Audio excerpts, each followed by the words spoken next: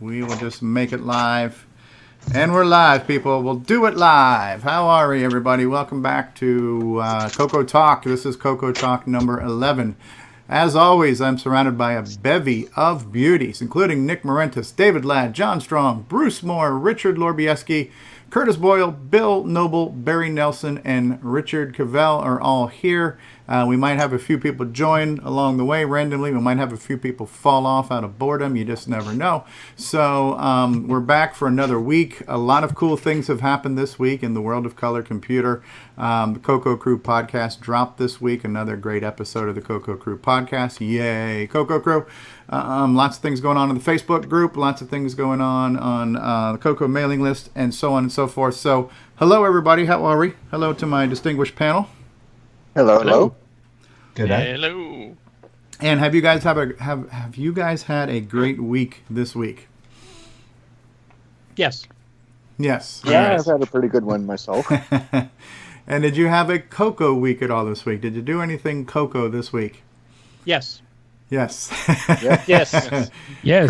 Curtis is using his optimized compiled responses Yep. here. Why? So yeah. Hey, you could be using a soundboard and spitting out the response by pressing a button. Hey Siri, tell David to shut up. Siri, send off a DDoS to David Ladd. It's been a good week. I actually started doing a little bit of blogging yesterday. I got back into trying to work on some of my font coding.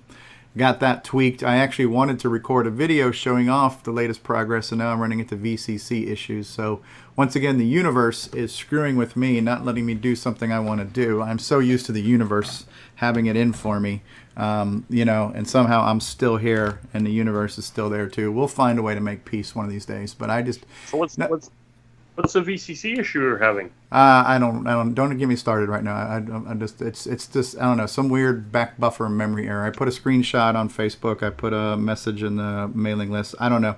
It's started getting me this weird error message when David showed me how to connect it to VCC, and I can't get rid of the weird error message now. And the problem is, if I try to move VCC to a different window on my other monitor, the screen freezes and it doesn't work. So it's just something odd. I've uninstalled it, reinstalled it. I've moved it to a different folder, thinking maybe I had bad config files. I've got a clean config, same issue. So now it's just, I don't know. VCC doesn't like me today, and it just really screwed up my plans to record a video. So I'm going to have to change everything to record differently, which is just a project. But whatever. That's enough of my venting. Aside from VCC giving me these issues. Yes, I'll get there. Yeah, I'm having a problem with MAME now too, because I don't know how to save in MAME, because when I open up a floppy disk in MAME wants to open it as read-only. So I don't know how to get MAME to save to a floppy disk, and maybe you guys can help me out there. Yep. Is anybody working with that? Saving stuff in MAME disk images? I have contributed to the MAME driver for the color computer a few times. Mm-hmm. I compile and maintain the MAME build for the Mac OS X, and I have pretty good knowledge of MAME, so I should be able to help you out there. Okay. Yeah, I mean, and I know the MAME is getting ready to be re-released again with the speech sound pack update, so hopefully something, my whole thing is I don't want to have to find strain XYZ of this fork off of this branch on this dead end road to get a program that works. I would just like crap to work. You know what I mean? And I know I'm being a little bit snarky here, but I'm not technical. I'm not a compiler. I don't feel I should have to compile a program for it to work and just do its job. And, maybe I'm just being a bitch. Who knows? But I think Nick and I would agree with you on that. I'm in a crappy mood. I'm sorry. Yeah, I generally have to, Wait, Curtis, what are you agreeing with?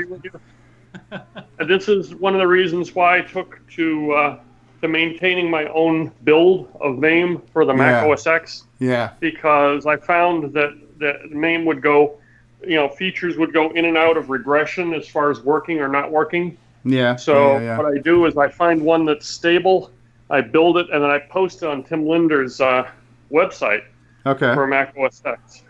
So, and then, I'll test it thoroughly, go through, and I'll go through, there's a couple dozen systems I go through and I do regression testing, if there's minor bugs, I'll go and fix the bugs, then redo it, and then redo it. And then I'll finally post a binary for Mac OS X, which I redo like once every year to 6 months. I'll go and release another one. So I mean, it's nice that you do that, and I guess it's a double edged. It's a two-sided coin. It's on the one hand, you could say maybe it's unfortunate or just frustrating that you have to go through those steps. But on the other side of that same coin, MAME is a big picture, and so it's because of the size and scope of MAME and MES. I understand some of the reasons why, but I have always enjoyed VCC for what I was doing because it just worked for what I needed. And now that it's not working, I'm just frustrated, so I'm venting and I'm taking it out on the world right now. So I apologize. It would be nice if we had somebody. I've always said this. The MAME group, all they do is they're constantly in development mode. There is no release branch. Okay. What I've done is I've created a release branch for Mac OS X. It'd be nice if we had somebody else that would do a release branch of MAME for Windows, let's say. So, and do the same sort of thing I do. Build it, test it, retest it, get it to a point, get one of the releases, the version numbers that's working and stable. Might not have, the latest, greatest, updates, but it's a stable release and they can post the binary somewhere. Right, like the CoCo MAME, the one that's just been proven to work for what we need it for the CoCo, as opposed to every single machine on the planet. Well, I think having it tested for some of the more popular machines that in addition, I don't just have a CoCo. I have an Atari 800, a Commodore 64, a couple other machines. And it'd be good to have it tested for like a few dozen of the more popular machines that people are constantly using. Right. All right, but let's move on from that. Now, I appreciate that. Maybe we'll bring that topic up later, but I want to get into, well, it's still related to MAME. So now that we're talking about MAME, let's talk about the announcement that Tim Linder posted to both the mailing list and to the Facebook group that the speech and sound cartridge, or the speech sound pack, or the SSC, whatever you want to call it, that device is now emulated to work with MAME with a multi-pack interface and will be bundled into the next release. I forgot the version number of that, but the short story of that announcement is that we now have an emulated version of the speech and sound pack, and that's pretty awesome for anybody who knows what that means, and we'll get into that in a minute. But yeah, that's the lead story that I want to run with. It's the first time the speech and sound pack has ever been emulated. It is. This is on any emulator. Yeah. This is the first time in history that something like this has happened, and to me, I think it's a crowning achievement, only because of the fact that it's been 35 years and it hasn't happened yet. It just happened, and I didn't understand the intricacies of that card when I first asked those questions, because I kept thinking, well, man, we can emulate the CoCo. Other people can emulate sound chips on MAME and things like that. Why can't we just emulate the speech sound cartridge? And it turns out the main reason probably is the little middleware chip that's between the sound hardware and the CoCo. What is that called? A PIC, Programmable Interrupt Controller, or something like that? Yeah, it's almost a computer in its own right. Yeah, so there's a device inside the speech sound card that makes it proprietary, and for whatever reason, that device, that PIC controller, whatever it's called, that has been the hurdle to get this thing emulated, because somebody would have to reverse engineer that, and it's a proprietary thing. And I guess it's finally happened, and so I'm glad that it's happened, because I'd like to go back and record a bunch of videos I did on Speech Sound Pack, like through MAME now, just to get a better quality picture, nice clean picture. Curtis and Nick and I did a showcase on speech sound stuff like a year ago, and I had to do this whole ghetto recording setup where I had to have my microphone on and the speakers on my TV, and so they could hear what was happening, and there was a lot of echo and things like that. So it just caused me to have to lower my production value to make that video. I'd love to go back and make that video again, just nice and clean and pristine, and maybe add on to it and just, talk about the fact that we can now emulate it and everything else. It's a pretty cool achievement. At the end of the day, what we discovered with the Speech Sound Pack was, as good as it is and as cool of an idea as it is, there was really only about 2 games that really took advantage of music on it, and the rest of them just added speech. And 35 years later, just that lame robot voice in a game just doesn't do anything for me. So that's not a huge wow factor today. You know, it was kind of cool back then, but I'm sorry, were you just? I was just saying it's neat to listen to. I mean, you know.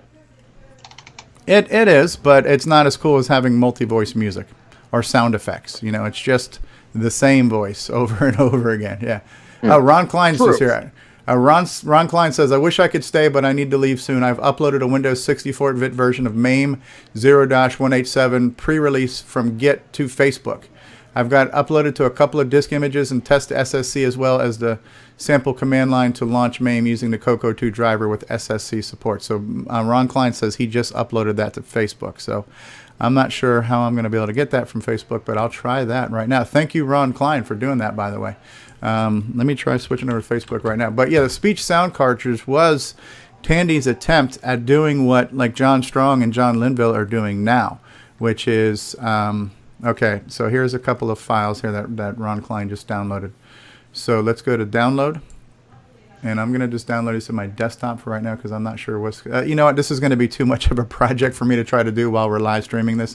Unfortunately, if we had more time to prepare and test and figure it out, we'll do that. So on that same subject, though, I spoke to Tim Lindner this morning. And Tim is wanting to talk about this too, but Tim's not available until tomorrow. And so we're going to figure out some time where we can get back together with Tim. And then depending on when he gets back to me tonight, we can either do another live stream or maybe we'll just pre-record it. And it'll be a kind of interview/review of, because Tim wants to show us how to compile MAME. He wants to show us how to set this up, and he also wants to show off the whole speech sound pack. So it's probably best maybe to do it with Tim, and we can pre-stage and pre-test what the thing is going to look like before we go live or before we record it. I'm going to just, you know, cluck my way through trying to set this up right now, and I don't want to try to do that while we're going live. But Ron's saying the version of MAME I compiled is only for legacy MES drivers only. If you want the full version with MAME, which includes arcade support too, you can grab the regular binary. Okay, so he's already starting to lose me. What he's saying here, he said MAME has been merged. MAME and MES were merged. MES is an emulator that used to be a separate branch. It was part of MAME, but only emulated computer systems, old computers. And home consoles, yeah. Yes. And some home consoles, right. So MAME also emulates all of the coin-operated arcade machines. Right, yeah, so I'm aware of that. Yeah. Right, so he's saying that the build that he did, he only built the home computers and the consoles and not the arcade machines into his build. Okay, right. It's a stripped-down version. So it doesn't have, for instance... doesn't have the stand-up arcade Pac-Man. Right. And that almost sounds like that would make more sense for what we would need it for, and that might be what. And so by the same note, so Ron Klein is the person who has made the CoCo Pi, which is the Raspberry Pi packaging that has, you know, optimized CoCo emulation, which I believe is all based off of MAME/MES. And so Ron has also said that the next update of MAME that will also be updated in the CoCo Pi image will now support this natively too, so it'll become a little bit less of a configuration issue for somebody who's maybe not as technical. I actually do want to learn it out of curiosity, but I'm also, you know, I'm somewhat technical, but I'm more lazy than I am technical, and I would just like to be able to double click something and have it work and not have to do a command line and mount this and add this and slash that and plus this and ampersand that. I'm a big fan of just click and go, and I know when you're dealing with you know, kind of retro tech, sometimes you have to be a little bit more technical than that, but I'm lazy. I want it easy. I want my entertainment spoon fed to me. The MAME Windows build and the one for Mac also. Mac has a build that interfaces with what's called SDL. I forget what that stands for, but something like Simple Direct Media Layer or something like that. But it's a user interface similar to DirectX. Okay. SDL also operates on Windows. I believe the MAME for Windows also has a Windows user interface that it can build and that it can get that will run. But even with the SDL layer, when you run MAME these days, it actually comes up with a user interface. Yeah. And if you know a couple key presses, you can get to the menus and you can mount and unmount floppies and do all that stuff with the thing running without touching the command line. Right. Yeah, that's kind of what I'm doing now with limited success. Barry helped me get that last night, actually. Yeah, like I think in mine I have to press scroll lock to go from full keyboard emulation to partial emulation. Then I can press tab, bring up a menu. Yeah, I mean, that part I'm used to. But again, like it would be nice if I could just double click the CoCo from the first menu and it automatically has speech sound pack built into it and I can just load a disk and go. That's where I'd like to see it end up. Once you set configuration, MAME remembers the configuration. So I think you might have to program it to run with a command line option write config in the shortcut that you run. Okay, yeah. Okay, so it writes the config back. But if you put that, which by the way on my app that I build for Macintosh, I make that as the default. Okay, so now if you run it with a write config on your that minus write config, and then you run it, when you change a configuration in, for instance, the Color Computer or any system that you're running, when you exit that system, it saves all of your settings, what disks you had mounted, what packs you plugged into the multi-pack, all that stuff gets saved. So next time you launch it, it comes back even with the same floppy disks mounted. Okay, well that's good.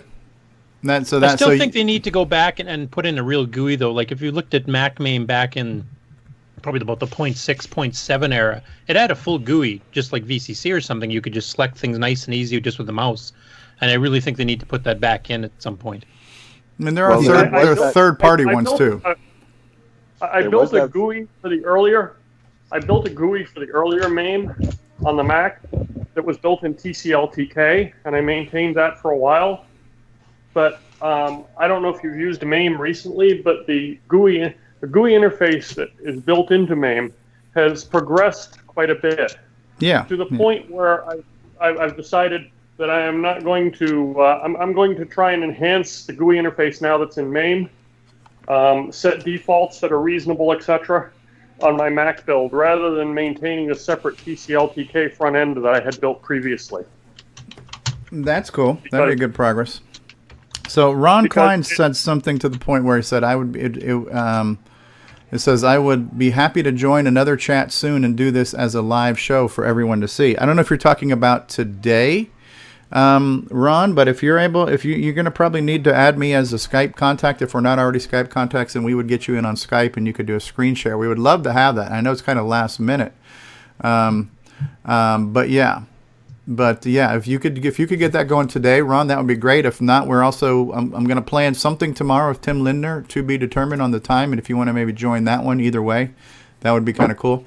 Sorry about that. So I don't want to get too deep into the nuts and bolts of how MAME works and how MAME doesn't work right now. I'd rather just kind of focus on the celebration of the fact right now that we have this speech sound pack emulation, which is great, and I can't wait to try it, and we'll definitely show it off, and hopefully either tomorrow or by next week's CoCo Talk, we'll have a full proper demonstration of it. It's still new. It's literally late-breaking, groundbreaking stuff.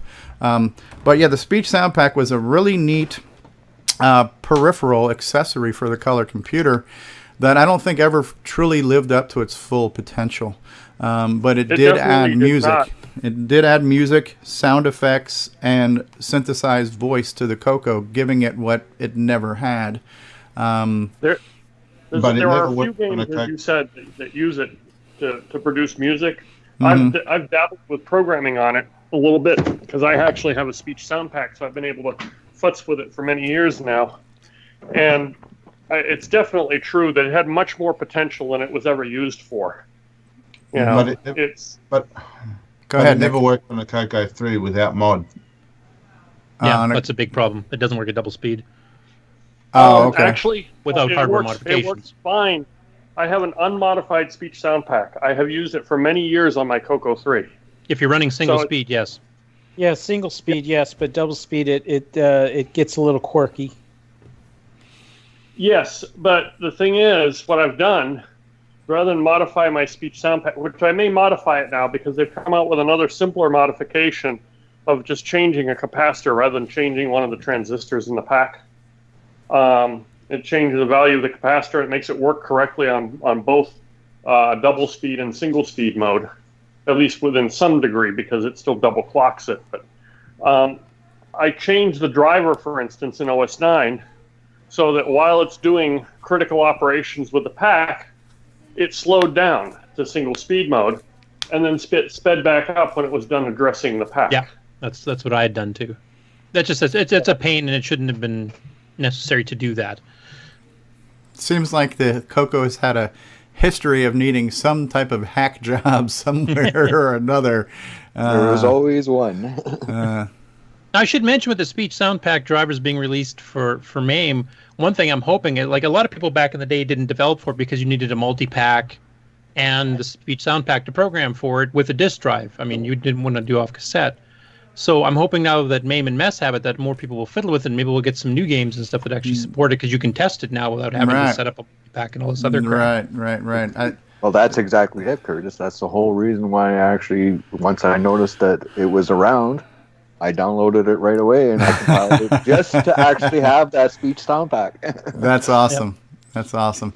Which means that it could end up in something like the FPGA project, or the CoCo Deck Nano, could end up in other emulators. It could even be hardware clone down the road, possibly. So, Let me put it. In actuality, the AY chip that's in the Sound Speech Pack is already emulated on FPGAs. Gotcha. Like I think already is just getting that SP, what is it, 0256 voice chip to actually get going on the FPGAs. Nice. Okay, sorry, John Strong. Go ahead. The other big issues, two big issues back in the day, okay, with it is one, the cost, and the cost on it never really came down. So having it in the emulator does eliminate that issue.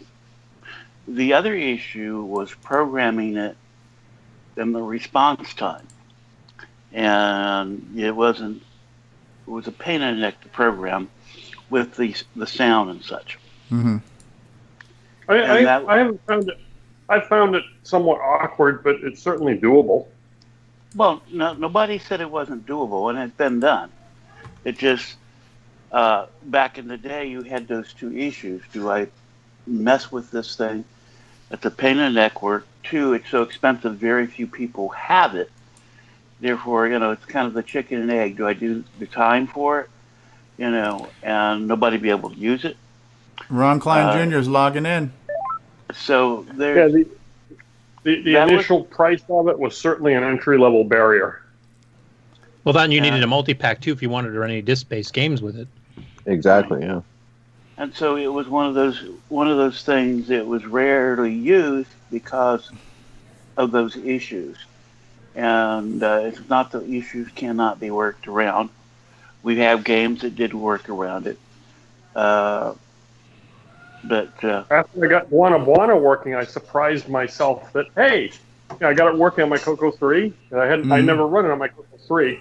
And it's like, oh, it's using my speech sound pack. Yeah. And it actually plays music out of it. That surprised me. I'm like, oh, okay. So, kind of the point I wanted to make, and it's already been hinted at, is with the AY series type chips, the Yamaha, the AY, and also the TI chips that we're talking about putting in the game cartridges, is those are actually probably a better choice today, unless you need the speech and for forced use. And also, especially AY series chip, those were available back in the day. There were carts. I never had one. They were too expensive, but they existed. It's just not Radio Shack brand. Right. So, Ron, are you pressed for time? Because we got Ron Klein joining us right now. Have you got time, Ron? I can't hear you, Ron. Oh, we got no audio. No sound, Ron. Oh dear. It's 1 second. Okay. All right. I wasn't sure because he had alluded something in the text chat that he might be short on time today. And Steve Bosco just joined us. Steve Bamford. Hey, Bosco. How are you? Welcome. So there were a variety of reasons why we could say it didn't get used more in the past. The cost, the complexity, things like that. I remember reading about this in the Boise and Bill book, where they were going to possibly build the speech sound pack into the deluxe color computer. That would have been interesting. And I guess what happened with the CoCo 3 was people figured out a good enough way to make music to not depend on that hardware, and it became less quote unquote necessary. But it's still a piece of CoCo history, and even if nobody develops anything new for it ever, still can't hear you, Ron. It's just kind of nice now that we can capture and preserve that technology and enjoy some of those programs that took advantage of it through MAME, and then hopefully in the future through other platforms. Definitely. I think if we program it into something like the FPGA, it'd be a good thing to have, compatibility with the legacy speech sound pack for the games that you support it, and then maybe a bypass or shortcut or turbo mode for modern games to use it without jumping through all of the hoops. Yeah, that might be cool. Yeah, that's a great utopian solution right there. That it has all the strict hardware compatibility for legacy products, and then a fast-track way to bypass the stupid chip and make new software that just talks straight to the hardware. That's, again, and I think we've got people smart enough to make that happen. I'm not on that list. Whenever you make a list and smart's on the top of it, my name will never make that list. I know one person that might be able to do it. Yeah, well, let's something else going right now. Alexander Wallace has just joined us. Viva Mexico. Hello, Alexander. How are you? Hola. All right. Well, let's move on past that. We will revisit that when we have time to demonstrate it better, and that might be today, might be tomorrow. It will be in the near future. So we'll move on to another topic. And since we have, well, maybe not. Here's Ron Klein again. This just in, live via satellite. Everybody, Ron Klein. Ron Klein, do you read us? Can you hear me? We can hear you, Ron. Now. Jeez. Ed Snyder has just joined us, too. For the audio. Let me put the video back on here. All right. I don't scare anybody away, but... no. I got just a little bit of time. I figured I would hop on real quick and just answer a couple questions. It sounds like you're going to do something later tonight. I might be able to join. If not, tomorrow sounds pretty good. Just give me a time. It'll be tomorrow, with Tim sometime. Okay. Yeah, the version of MAME I compiled, like I said, it's just for the MES support. It's working very well. I just was messing with it before I uploaded it. So it's for Windows only. If anyone wants a Linux version, I can try to do a compile for 64-bit Linux. My distribution right now is Linux Mint, but I might be able to do it for others as well. No, it's cool though. It's very cool that this is coming, and this will be in the next release of the CoCo Pi, right?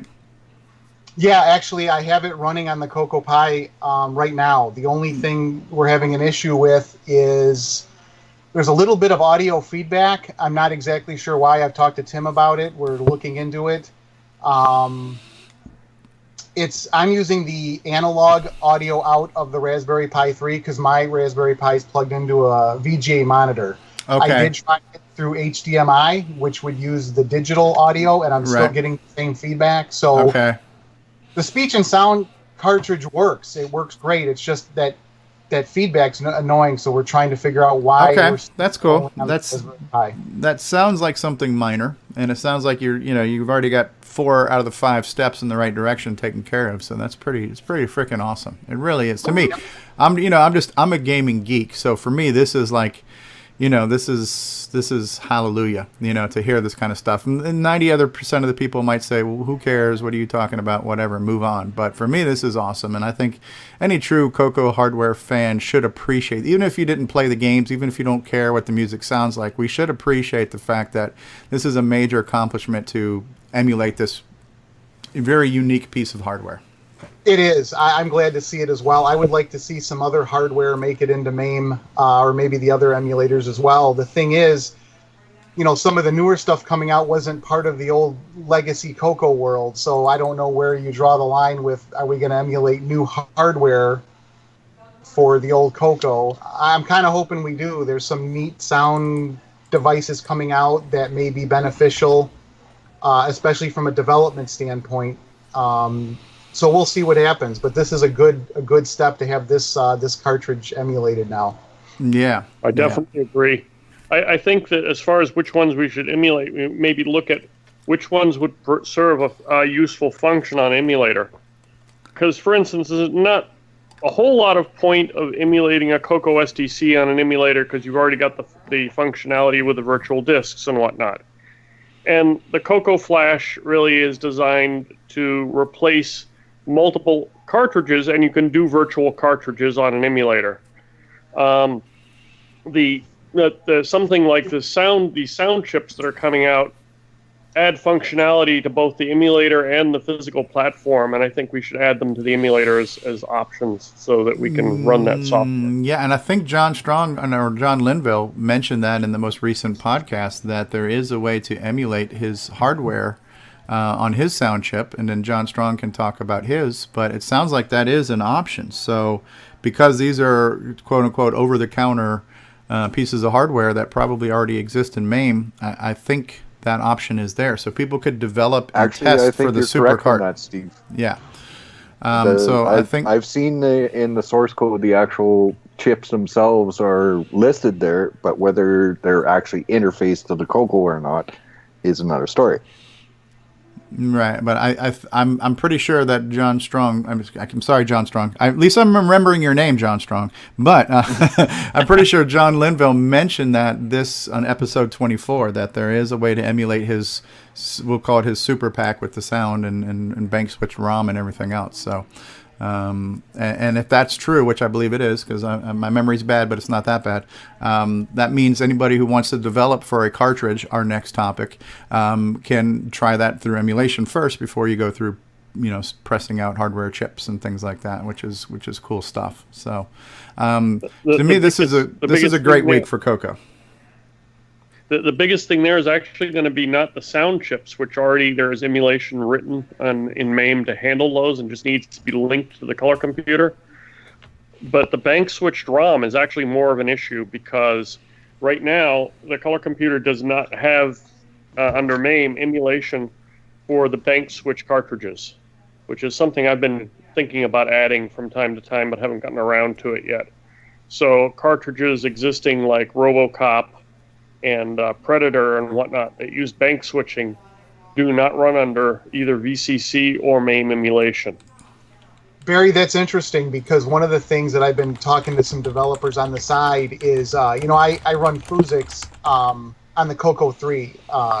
Brett's done a lot of good work with that for the CoCo 3 port, but there is a CoCo 2 and Dragon port that Tormod has, and one of the things that he developed, I'm not sure how old it is, he's got what he calls a Sphinx 512 board. It's a cartridge that plugs into the CoCo 2 or the Dragon and provides an additional 512K of banked RAM along with an SD card slot. So from a Phuzix standpoint, it really makes the CoCo 2 and Dragon platform much more usable.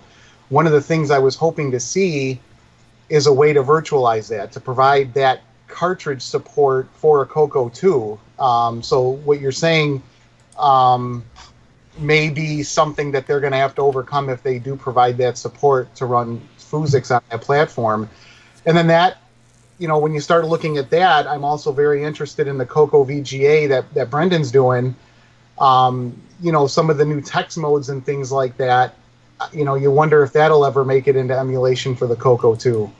So there's a lot of neat things that I would like to see virtualized as well. Again, more to help from a development standpoint. I don't know. I have to agree with that. I mean, I've been using MAME lately because of its debugger, and it's wonderful to have that. I mean, you can set watch points and break points and have memory dumps of different chunks of memory at the same time, as well as disassembly of code and interrupts and everything else. It's quite handy in debugging. Yeah, no, and that's exactly it. If we're going to develop software for some of this new hardware, it's nice to have that debugger. That really, you keep exactly on what is so great about MAME is that debugger. It's fantastic. I'm not even a developer for MAME, but I've used it to help troubleshoot, and it's great. So it needs to become more MMU aware and task register aware. That's about the only complaint I have about it. I think Richard just joined us. Richard, are you there? Yeah, I'm there. All right. And so how is the tornado that you're in right now? Is it good? Live from he's the watching his roof fly by. Live from the Storm Weather Center. Coming in.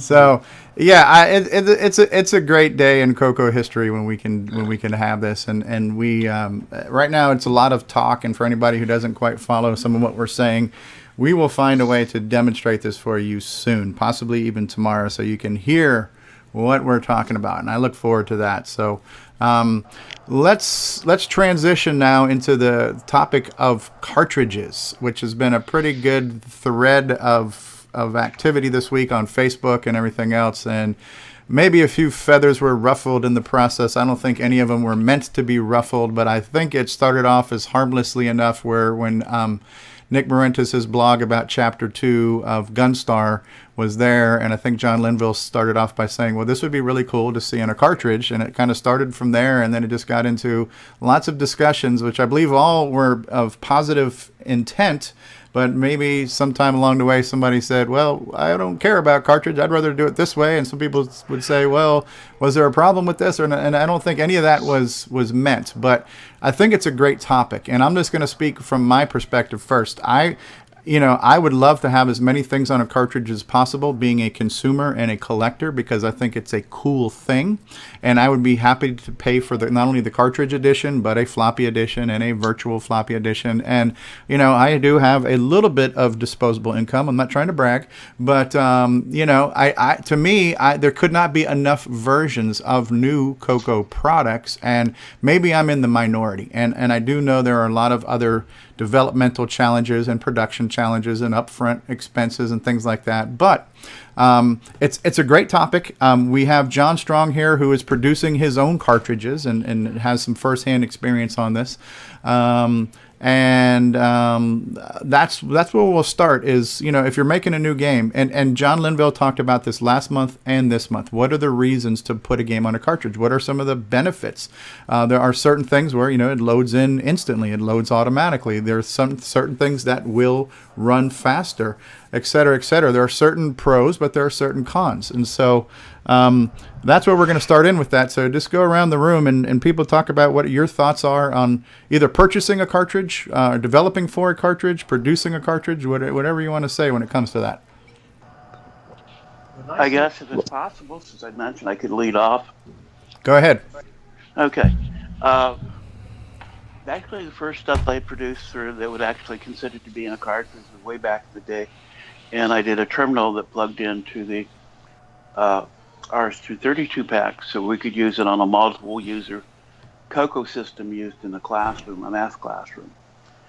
And so, in fact, it'd been so long ago I'd forgotten I had done that until I was working on the game cartridges. And I had watched some interest with John Linville's experiments with molding cases and so on. And, even toyed the idea with, making one just to do it. But really wasn't worthwhile to produce with that. However, John Linville did make a challenge a couple years ago in the 4K contest that he had ROM cartridge entry, and he challenged somebody else to match him. So I did so as far as I created a little breakout game for the rental cartridge just for the 4K contest.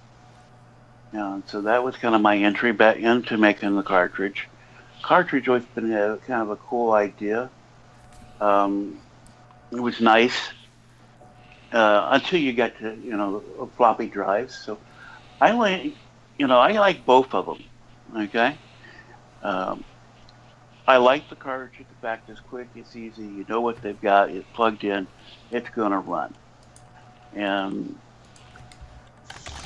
I ran into the issue recently. We had somebody that just knew back into the color computer saying who ordered some of my software.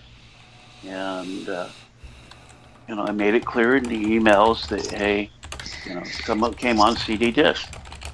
And in fact, when he came back, oh, my fault. How do I get it copied over here? How do I use it? Well, there's a lot of us that's second nature. We're going to use the CoCoSDC.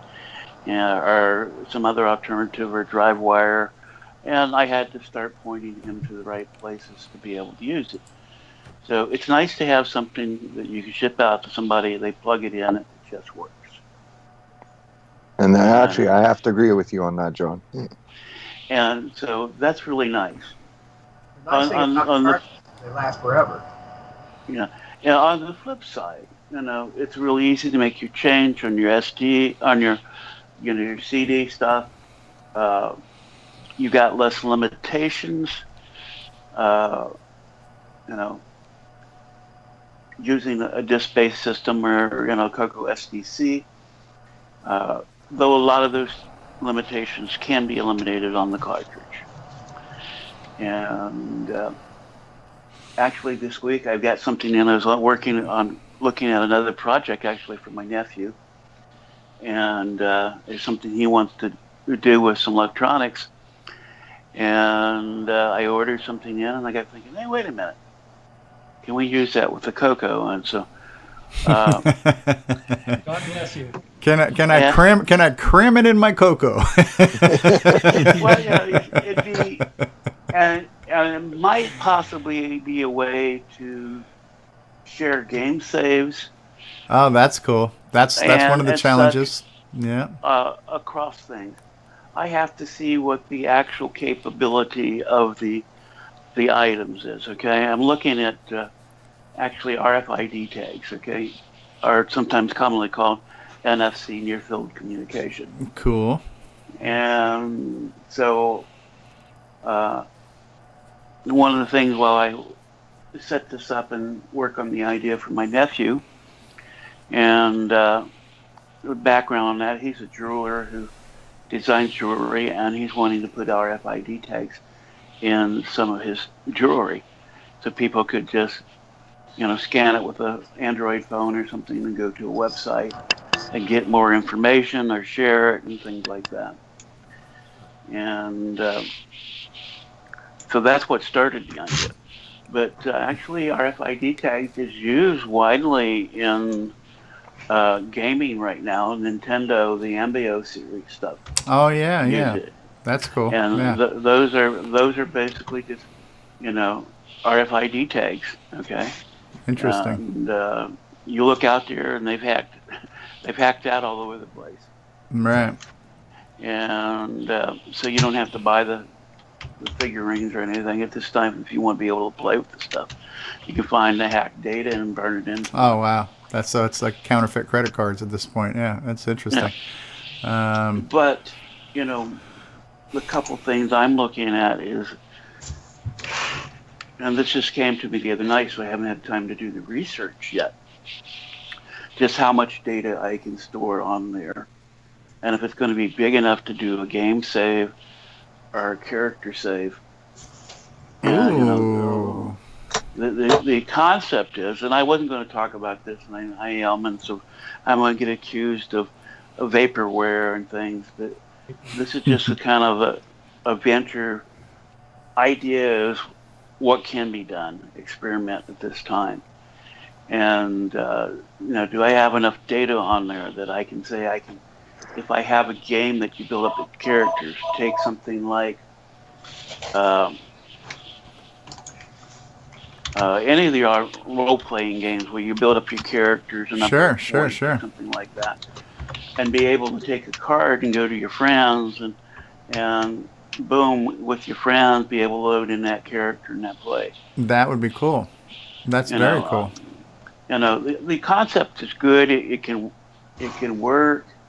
Whether it requires a whole infrastructure for the CoCo, and whether that's going to be worth messing with and ideas or not. It's just one of those multiple crazy, time-consuming ideas. I get. You know what I wish I could do, and you're not going to want to hear this, but every time I hear how you guys have all these great ideas and all the things you're thinking about, I wish I could be like one of these big villains from the movies where you grab up all these scientists and you just chain them up and you make them produce things, or they won't be able to see their family, and these type of things. Where I'm just going to make you guys all prisoners and force you to produce this crap, and it's just like you want these things, and when are you going to have time to make them all. You know, and Steve, it's Steve, you can help him with that. Just pay him a full-time wage. Then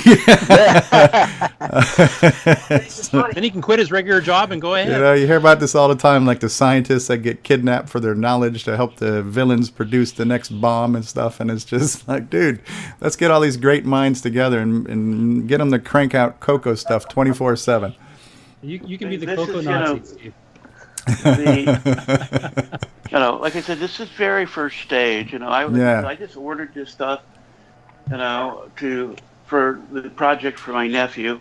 Yeah. And if he actually does this part, it could be a profitable venture for us because he's good. Right.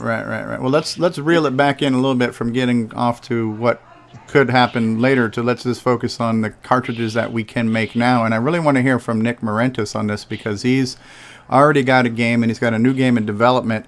One of the things that comes to mind, Nick, is I don't know enough about how Popstar Pilot works and how it loads its data off of the disk because I know you've got a bunch of different files that pull in.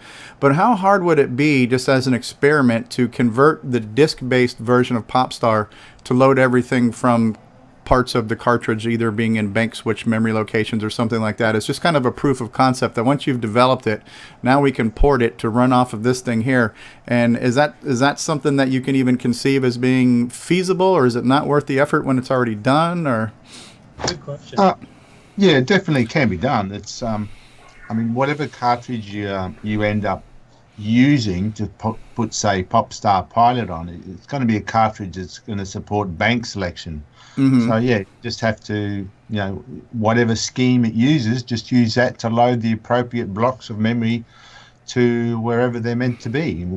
Not much different to disk. Now, it's just that on disk it's easy to do because, well, it's fully supported by BASIC. You can. Mm-hmm. I just use the BASIC program. You load the BASIC program and then it loads the rest. There's no fancy hardware needed to do bank selecting and shuffle things around. It's very easy to do in BASIC. But yeah, you can still do it on a cartridge. It all depends on the cartridge's method of bank selection. Okay. There. I think the difference comes in when you start seeing cartridges that have built-in additional features like a sound chip. Right. If your cartridge also includes a sound chip or anything else, well, you have to write it for the cartridge, of course. Right. That extra feature. Whereas if you write for disk, of course, you are pretty well locked into what the standard system has, unless you make it support a multi-pack and then talk to a cartridge like the sound and speech pack separately. There's still that option. Right. And that was a question I had asked when I first started hearing about these new sound cards, is it might be a way to make this kind of a reusable component. And I know there are pros and cons to that, because on the one hand, you're saying it's a $1 chip and it's got, $5 worth of supporting circuitry to make it work. So does that justify a whole separate cartridge, and does that justify needing an MPI at this point and stuff? So I can see both sides of that coin too. I think on one hand, if you're making it on a cartridge, I think the cartridge itself is a value-added thing, and if that cartridge has sound on the cartridge too, it's an even more value-added thing because you're getting some bonus hardware with this amazing new game. But again, now for you to develop that, you need to have access to that hardware to develop it, and that's the part I don't understand because I don't know what it's like to develop. And I would just imagine it. And John Strong can probably chime in on this too. I don't know if it's a degree of difficulty or an extra challenge, but it's just more things you have to. There's more balls in the air you're juggling now as you're not only developing your code, but now testing your code to work on hardware that's not necessarily on board at the moment. And how do you connect those dots, and how do you make it simple for yourself as the developer to work on the project and then finally produce the final project? Is it intimidating? Is it frustrating? Is it overwhelming? Is it a great degree of complexity, or could it be managed? Well, the thing is, a ROM cartridge, if you ignore the fact that a cartridge could have an additional sound chip and all that, the ROM cartridge itself is really just another storage medium. It's not really anything magical. It's just another storage medium, just like having something on disk. Now, if, as I said, if the cartridge has additional features, well, then the software on the cartridge could use that. But then you could do the same even on disk. You have a program that talks to the cartridge through the multi-pack and do the same thing. In other words, you can develop the software on disk or whatever. You don't actually have to have the cartridge as such unless it has the extra features. You can develop everything like I did with Popstar Pilot and then later put it onto a cartridge. But yeah, if you're going to support any additional functions of that cartridge, like the sound, well, you do have to own that cartridge. And the way to do it as a developer would be to have a multi-pack with the cartridge, and then you develop everything, of course, on the disk, supporting the cartridge that way. It's just the end product has to all then be moved into a cartridge, and there's a lot more work then at the end just to get the code into a cartridge to support a sound chip that's on there. That manufacturing of the cartridge, the additional cost of posting it, and, there's a few things to look at. I'm all for cartridges. I like cartridges. I've always wanted I've always wanted to create a cartridge, but the roadblocks I see is the expense, of course, and the additional development that's required to support it. It is a lot easier to do it on a disk.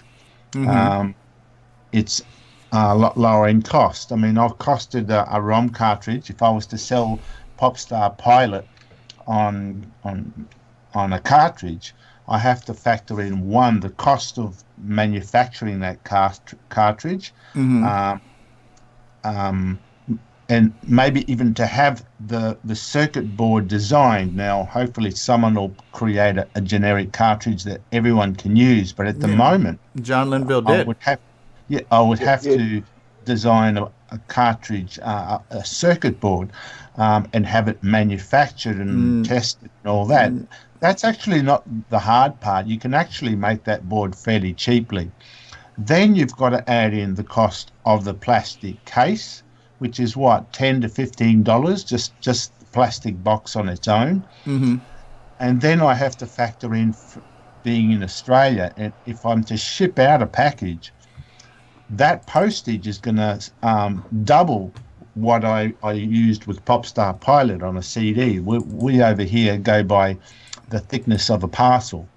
If your parcel can pass through a certain slot size at the post office, you pay a certain amount. If it goes over that slot size, it doubles. CD that I distributed Popstar Pilot would fit through the slot. A ROM pack doesn't. So straight off, I'm up for about $20 US postage, only the postage. So $20 US postage plus $15 US for the plastic cartridge case, plus the cost of the PCB board, let's say $10 as well. Straight off, you've already got almost $35 there just in costs. That's zero profit. And you have to wonder, all this work, is it really worth it? So that was my argument why that some people thought I was against cartridges. I'm not against cartridges. It's just the actual whole process of producing a package on a cartridge is a little bit prohibitive in some areas, like the cost and the time involved.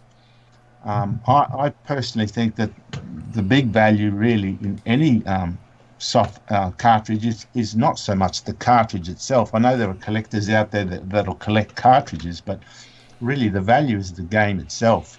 And you can have that on disc, cartridge, even cassette, really, for that matter, if it's a good game. So, yeah, I would love a cartridge, but it's just the logistics of getting a cartridge out at a low enough price that's fair to people.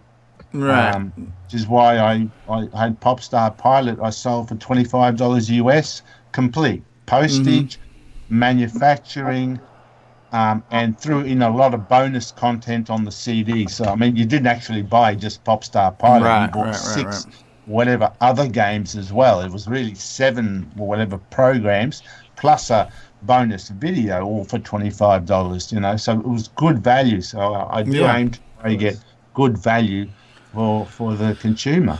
So cartridges, I can't quite see the good value unless the prices come down.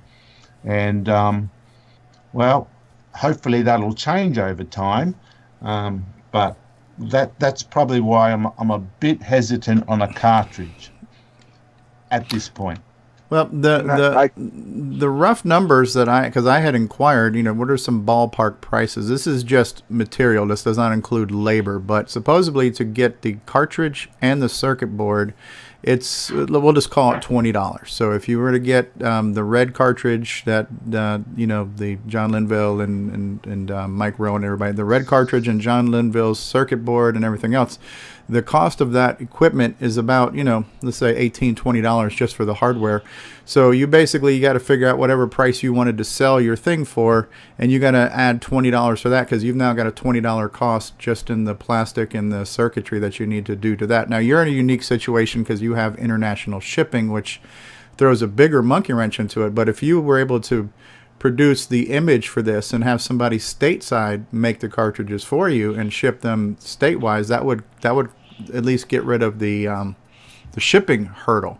But the actual additional production cost, again, not including labor, but just you know, hardware, it's about $20. And so if you were able to sell Popstar Pilot on a cartridge for $45 in the States, I don't think anybody would have an issue for that price, because that's the average price of a cartridge is $40. You know, that's what Farfall was going for. That was Bomb Squad was going for around $40. So I don't think $40 to $50 retail for a cartridge is an unreasonable price to ask, knowing that almost half of that is not even, like you say, it's not profit. It's material costs, and then you have, you know, the time to physically put it all together and put a label on it, put it in a box, and the whole 9 yards. You know, so I think to me, and again, not knowing all the moving pieces, the biggest logistical challenge becomes the assembly of this when it's done. You know, putting the cartridge together and putting a label on it and putting it in a box and things like that. You know. And I guess one question I have is like, if you take a look at the cartridges that have been sold, and they've sold for 40 or 20 or 30 depending on the game, obviously. But the sales figures that Nick has had are quite a bit past them, and I'm wondering if maybe there is a threshold that some people aren't going to spend $40 if they're not cartridge collectors or cartridge, I wouldn't say fans, but, you know, it's not as important. They want the game as opposed to the collectible. Because I mean, Nick's sales are, you know, literally triple to quadruple what everybody else has been getting. I don't know if that's related to the fact that it's cheaper. Because it was on disc. We're talking about the person who likes collecting cartridges. Well, fair enough. Anyone who likes collecting cartridges will prefer a cartridge, and especially if the cartridge has something extra like a sound chip or whatever, you know, that makes it more collectible. But not everyone does. There are those that don't want a cartridge, can't afford anything more than, say, $20 or whatever for a game, or can't see the value. Like I said on my on a previous chat that we had here, some of the people who bought my Popstar Pilot weren't even game players. You know, they bought it solely to support my work, and you know, I'm very grateful for that. That's great. I don't know if they would have forked out $40, $50 or whatever just to show their support for a product that they're not really going to play. You know what I mean? It's having a lower price point does bring it below that threshold that everyone can afford it. So my goal is that everyone should be able to afford the software, which is why I've gone to disc, because it's a lower cost option. Maybe I could do a cartridge version of that. Say Popstar Pilot as an example. Now I could do a enhance the version. If there's a cartridge out there with sound, I could do a new version that supports the sound chip on the cartridge and then sell that as a ROM pack, and that'll be a more expensive one, but at least the cartridge collector could buy the cartridge. But those that don't want to spend that sort of money and want to just support your work or whatever, well, they can buy the disc. I mean, it still comes in a nice box and a CD with all the bonus material and all that. It's still good value for $25, but they might think, $45 is a bit more than what I really want to spend. So you've got essentially two markets there. Now, I just tend to go for the bigger one initially in order to give everyone a chance to have access to the program. If I can get rid of some of the logistic problems, then yeah, I can move on to a cartridge. But for now, at the moment, it's just a little bit too much. And with Gunstar, I'm going to make that floppy CD as well. Floppy or CD as well, again, to keep the cost down. But then I might consider doing a limited edition cartridge version. Hopefully in 12 months or whatever, we will see, like what you say, someone who will step forward to say, I will make your cartridge. You just give me the image and I'll do the rest. Of course, they'll want to be paid something, so that is an expense there anyway. And really, back in the day, when you talk about Steve Bjorg and even Rick, who's here now, they never made cartridges themselves. Hey, Rick, they never actually made the cartridges. They did exactly that. They made the image and gave it to Tandy. Tandy made it all. So, they had that system in place back then. Right. But nowadays we don't have Tandy or any other company. So we do have Neil Brookings. We have Neil. Yeah. in Canada. I've got an EEPROM burner too, so I can burn EEPROMs like that. You don't want to look. Yeah, it's more than just burning a ROM and sticking it on a card. I mean, you want the whole package, the presentation, the label, everything, whether you put it into a red cartridge or whatever, the artwork, everything. It's a full package. That's true. The cartridge box. Yeah, everything. It's a package. You're not selling a piece of hardware. Here, play with this. Yeah. You are buying a product. So, maybe over time we will see someone who will offer that sort of service. But for now, for programmers like me, we have to take on the burden of all that manufacturing as well as developing the game. And, I don't want to get sidetracked from the game because I'm too busy trying to produce a cartridge. The focus is towards making a good game. Yes. And I don't want to see, cartridges, it's the latest fad. Let's produce everything on a cartridge. I mean, some programs really are quite happy on a disc. You can sell it at a low price. You don't want to have to pay a lot of money for a game that you would typically have on a disc. But if you're going to put a lot of effort into put a really good game, I can see where a cartridge adds value to it, makes it a collectible. It's a product. Right. It's a good product, Yeah. So my thinking that actually brings up a memory of mine. Actually, this was just after Curtis and I did the Nitrous 9 project, but I ended up on another project that started as a cartridge using the Bitbanger port and going to an advertising sign which is scrolling sign, and it actually ended up starting on the cartridge using cassette-based system, but it actually ended up moving towards an actual disc-based system, which we actually totally abandoned the cartridge because of the fact that it's now disc-based, so let's put everything on disc. And that brings up another part that I was going to mention too, is if you have software and then you find out later on there's some bugs or some stuff you want to change, you can update a disk image super easy. You can even send it to people to transfer to a real disk. If it's burnt onto ROM, you're stuck. You got the buggy version. You got to send a new ROM to the customer. Yeah. Which is why Windows doesn't get supplied on a ROM. But there's also one other There's also one other problem is not everybody has a CoCo. Some people use emulators, and there's times I like to just play on an emulator instead of just on the CoCo. So with the cartridge, you're kind of limited to the type of computer you're going to use. Well, and I know Bruce has been waiting patiently to chime in here, and I'm going to give you your second here. I'm going to give you your chance in just 2 seconds, Bruce. But I want to mention two things that a few people have mentioned in chat that I also threw out on Facebook too. Bosco says have different versions, have the digital download and the deluxe cartridge version, which is what Ed Snyder is agreeing with as well. I'd also thrown out that suggestion about you could let the consumer choose. I can buy a digital download. I could buy somebody might not even want to pay for the CD-ROM. They just give me the disk image via email and just give me that. I'll be happy with that. Somebody might say, yeah, give me the Popstar Pilot package because I like that. That's collectible, and so I'll give you $10 for the digital version of the software. I'll give you $20 for the CD-ROM version, and I'll give you $40 for the cartridge. Or somebody like me might say, well, I want all of them. I want the super deluxe bonus edition that's got the cartridge, the CD-ROM in this, and an autograph and a freaking plush toy at the same time. Only available at Target type situation. So there's other ways that you could possibly offer variations on that. And now I'll shut up and let Bruce Moore go because he's Canadian. He's very polite. He's been waiting a long time to speak. So you got me there. Well, let me say that if Nick, if you do put a cartridge version out, Jake and I will be very happy to plunk some cash down for it. So let me just put that out there, even though we've got your disc already.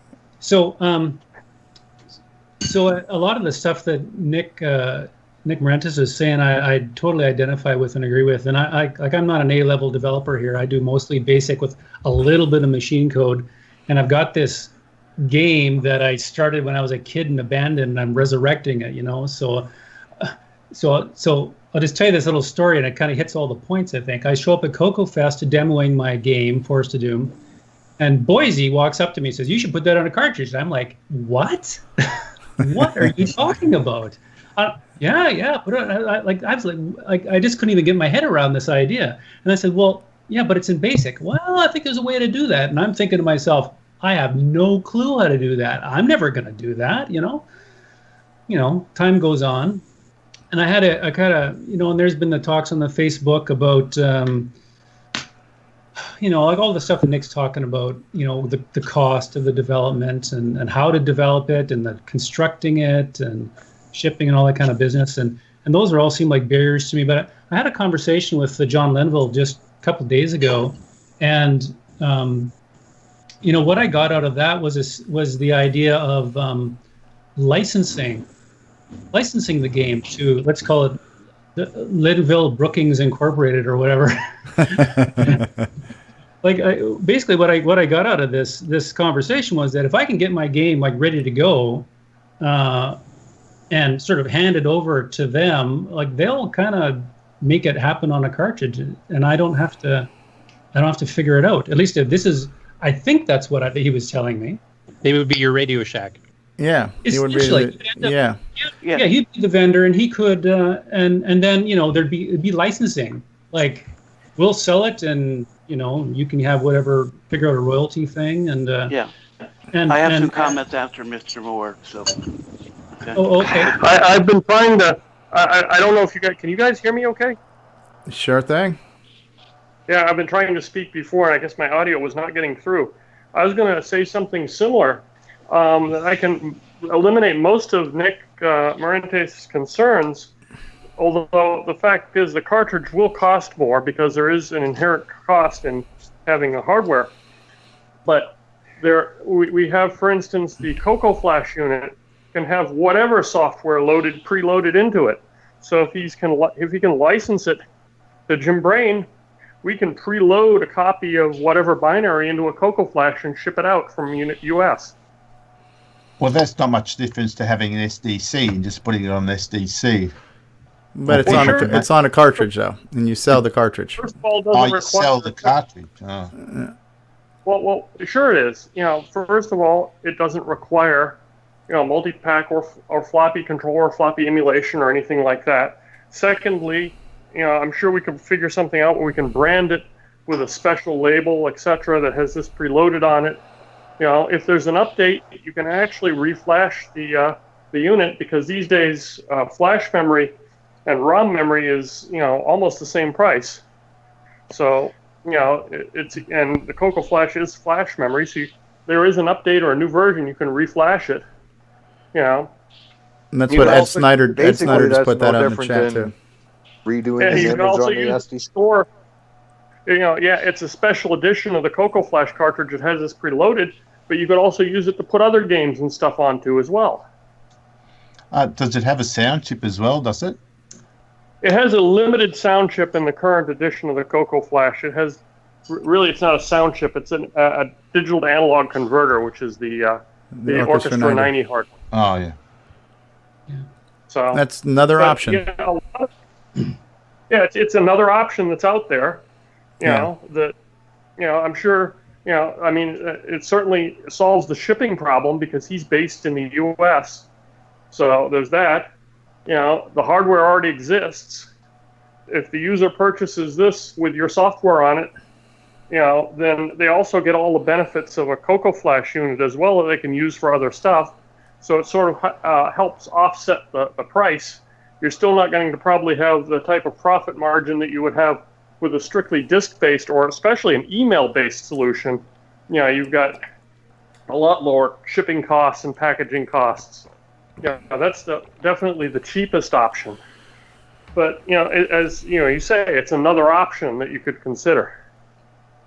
It certainly is. Bruce, did you have more to add? I don't know if you finished your thought. Yeah, I did. I'm certainly not interested in making any money here. I'm not concerned about profit margin personally. That's not a deal. Like, I want someone to play my game and like it, Yeah. And I want lots of people to. And I've made an assumption that if I put this on a cartridge, then that would only people who would buy a cartridge would get to play it. And and talking with John is like, well, no, you can do digital. You could do a digital download too. You could do a limited edition. You can have two versions of it. Sure, sure.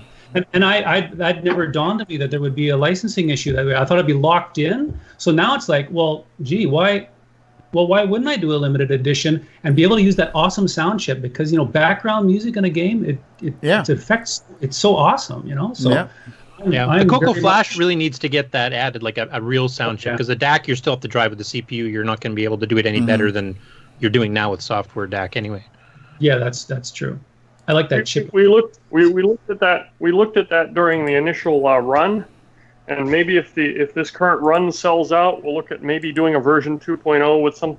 But the thing is, it would have added several dollars to the cost of the unit because of the increase in the PC board size and the cost of the chip and the hardware to and what is the ballpark cost of a CoCo Flash product right now? I think it's around $50, somewhere around. Okay. And that's just, again, and that's par for the course for a cartridge, and that's just because of the cost of the chip, or the cost of packaging, and the whole 9 yards. Right. Well, I think John Strong wanted to chime in. I think John wanted to chime in, and we also have Rick Adams here right now too, who not only has experience doing cartridges in the past, but is working on something presently that may or may not end up on a cartridge. So I'd like to hear from Rick as well when John has his 2 cents thrown in here. John Strong. Yes. And now that I finally got Skype to cooperate with me and let my voice through, I'm going to have to disconnect because I got some other stuff I got to do. All right, Barry. Thanks for your input. Much appreciated. All right. Yes, Rick, I see the poster. Thank you. Subtle advertising. Yes, for the hearing impaired. And having produced the cartridge, and I identify with the stuff that Nick is saying, and with Bruce, and so there's all these issues to handle. One was cost. That was very scary. Okay, so I invested in quite a lot. Not just the batch of the boxes. Tin Lender did a great job on those boxes. Okay, but that was another cost. Okay, the cartridge, the circuit board, we did share a design with John Linville. He was great about doing that. That helps bring the cost because we could order a larger quantity of them. But those boards were only less than $3 a board. Wow. Okay. Of course, you put an EEPROM on it. There's going to be about $1 there.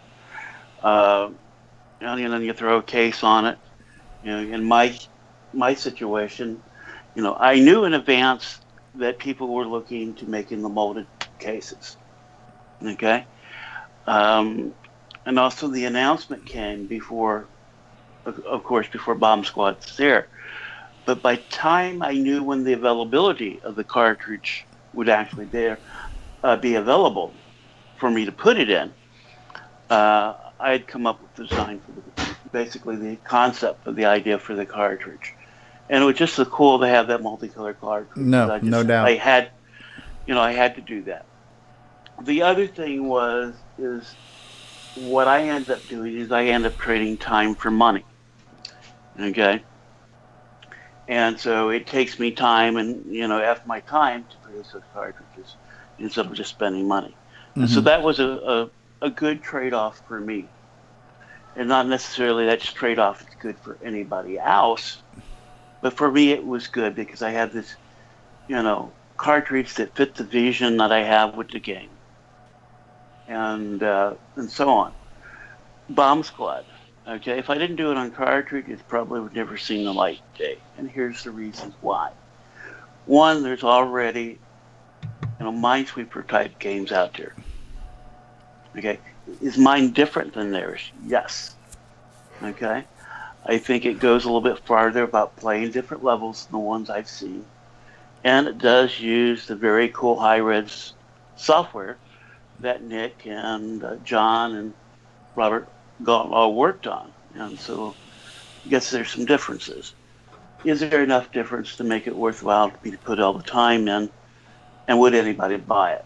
I had a couple people approach me wanting, just a file that they could play. And but only a couple out of that. So it's going to match the game. Certain games will go, you just don't want to conceive of as a disc. I think this made the best choice for Bomb Squad, I really think, was the cartridge. Such as, I've mentioned to Nick and with some of the Skype conversations that disc was probably hands down the best choice for him to release the disc game. The Pop Star you're talking about, right? Yeah, the Pop Star. I think it was a good choice for it. I don't know that I would have been as interested in Bomb Squad on disc, because to me part of the novelty too was it was a situation where the sum was greater than the parts, where not only is it a new game for the CoCo, which is cool, but it is also on a cartridge, and it's a custom cartridge with the cool little bomb on the front of it and the little bombs on the side. So in your case, I think it was a great move to make this a new game and a very cool custom cartridge that you can't get anywhere else. And to me, that was part of the appeal to want to have it as well, and that's my thought process. That was kind of the thing, I'm not the master promoter that Nick is. He does a really good job. Pat yourself on the back, just don't hurt your arm doing it, Nick. So I'm not that master promoter that he is. I do a little bit of promotion that helps. You've seen Rick Adams, you've seen the posters, and I had a T-shirt, and those things. So it helps to have that, the nice box, the cool little hokey backstory, with references to Z80 and different things like that. Those are all kind of what fits together to make Bomb Squad what Bomb Squad is. Would I like that Bomb Squad to sell as many copies as Pops Up? Oh, absolutely. Okay, but it's met expectations. Sure. Well, let me ask you guys this here too. What is your concern about modern day, for lack of a better term, piracy, where once your software, if it's out there in the ether and it's digital and it's obviously very easy to share, is that going to cut down on sales? Is that a concern of yours? Is it a fear of yours? Is it just realistic that it's going to happen to some degree? I think it's realistic. Sorry. Well, go ahead, Nick. Oh, I think it's realistic to expect it will get copied. That's been happening for the last 30 years, so it hasn't stopped. That's tradition now. Yeah. It's going to happen. You know, you're crazy if you think you can stop it, unless, of course, you do have a cartridge which has some feature whereby you can't copy it, or even if you do, you use some of the features that are on that cartridge. You know, you could. You know, and that was one of the reasons why cartridges became popular back in the day, because you couldn't copy a cartridge. You know, that was your avenue to kill software piracy for a while. Yeah. About 6 months. Now, I haven't really been concerned about the piracy with Popstar Pilot because I knew it was going to happen. If I was frightened enough about piracy, I would probably not have written the game, and then we wouldn't have Popstar Pilot or anything. Right. So I just went ahead and did it because it was something I enjoyed doing. And I thought, well, if I can sell 20 copies, you know, surely I'll sell 20 copies. That's good enough. As it turned out, of course, I sold more than 20 copies, and there are people out there who could have copied the game, but they did support my work, and that was very encouraging. That goes to show that you might have piracy there, but you do also have people who do appreciate your work and do show it by buying the game, and that was a very good outcome. So in my next game, I want to sort of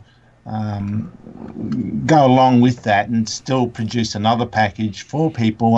I'm encouraged to go ahead and do it, work hard, do the best I can, and sell it again for as low as I can for everyone to have access to. And I think you'll get people appreciate that and will support you, even if they could get a pirate copy. That's it. So yeah, I didn't really worry too much about piracy. I just concentrated on getting the game done because I wanted to get it done. Very cool to hear. And Rick Adams, we haven't heard from you. I'd love to hear from you on your experiences with cartridges, past, present, and future. Well, I remember Dale and I went to a Color Computer users group once, and we brought along backpacks that had our games in them. You know, we put the backpacks down, and then we're talking to people, and all of a sudden somebody taps me on the shoulder and says, "This won't copy." He had taken a cartridge out of my backpack, and he had run some sort of a utility on it that was supposed to copy the contents of it. And for some reason, copy protection or the utility wasn't written very well. It didn't work. And so he wanted to know what was up with that. And I said, "Give me that." So piracy and stupidity and taxes and death all come with life. And when I did cartridges, I deliberately made mine very easy to copy. Not because I wanted to make it easy for the people who wanted to pirate it, but because I knew that there were people. Pardon me? I can vouch for that. Yes. Yeah. The reason I did that was that some people liked to copy floppies. Copy cartridge games onto floppies so that they could play them off the disc. And I thought that was a legitimate thing to do. And it's like, if you bought the game, I think that you should be able to, play it from whatever medium you wanted to. And so I made it easy to do that. As a matter of fact, I got email once from a notorious pirate. He was very disappointed with me. He said, "Your games are so fun. There is no copy protection to crack. All I have to do is just copy it. So, neener. I pirated your game and it was super, super easy. So take that." And I'm like, I don't frickin' care. So it did, I'm sure that piracy did eat into my profits, but, I happen to have been really, really lucky with my dealings with two of the three of my dealings with Tandy and Activision. And it got me some nice checks, and that was really nice. And they might have been a little bit higher if there hadn't been any piracy, but you might as well, right. Well, when I might as well wish for a pony. Right. Now, as for bomb threat, assuming I get this thing actually wrangled through, which right now it's at a stage where it's like, okay, let me change this. Oh, that just broke the heck out of everything. So it's really at a frustrating phase right now. But assuming I get all the way through this thing, it's like, will I put it on cartridge? Well, I'm really lazy. I don't, it's like I can put it on cartridge, and it's like that's extra expense up front. That's extra hassle up front. And I'm a really lazy guy. I'd be really tempted just to hand that off to somebody else to do. Mm-hmm. And I'm sure people would be willing to do it. But if I do that, then to be fair, I got to give them a cut. And that's a little less out of, so, it's kind of the color computer is kind of a small pie right now compared to the past. And so, Temple of Ram, basically, if you think of the scale involved, with Temple of Ram, with the first couple of checks, I bought a car. When I did Delphi term as a shareware thing, I made it up for a trip to Starbucks every 2 or 3 months. And then from what I hear, if you do a cartridge game now, you're going to make enough overall for a nice weekend trip to Duluth. Which is nothing. That's nothing to sneeze at. Right. But it's it's smaller than in the past. So it's like you're not fighting over that that princely a sum anymore. So so will I put it on cartridge? I don't know. It's a neat idea. I'm kind of it's like I could, might not. I'm not sure. So probably at this point, I think the fairest thing for me to say is that I'll burn that bridge when I come to it. Sure.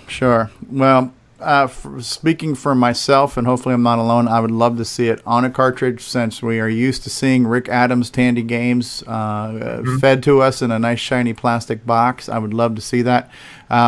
Ed has basically mentioned this. Ed Snyder's mentioning this in chat, and I believe John Linville basically mentioned this in episode 24 of the podcast. I think they're basically saying what they also told Bruce Moore, is that we'll do it for you. So between John Linville and Neil Blanchard, if you just wanted to pass everything to them, they will handle the entire production of that. That's just one source. We've also mentioned that you have Jim Brain's flash cartridge. So I believe there are people out there who you can use as a resource. And so then you just factor in what that cost is of parts and labor, and you just make sure that you get whatever expected amount of money you wanted for your game, no matter how you sold it.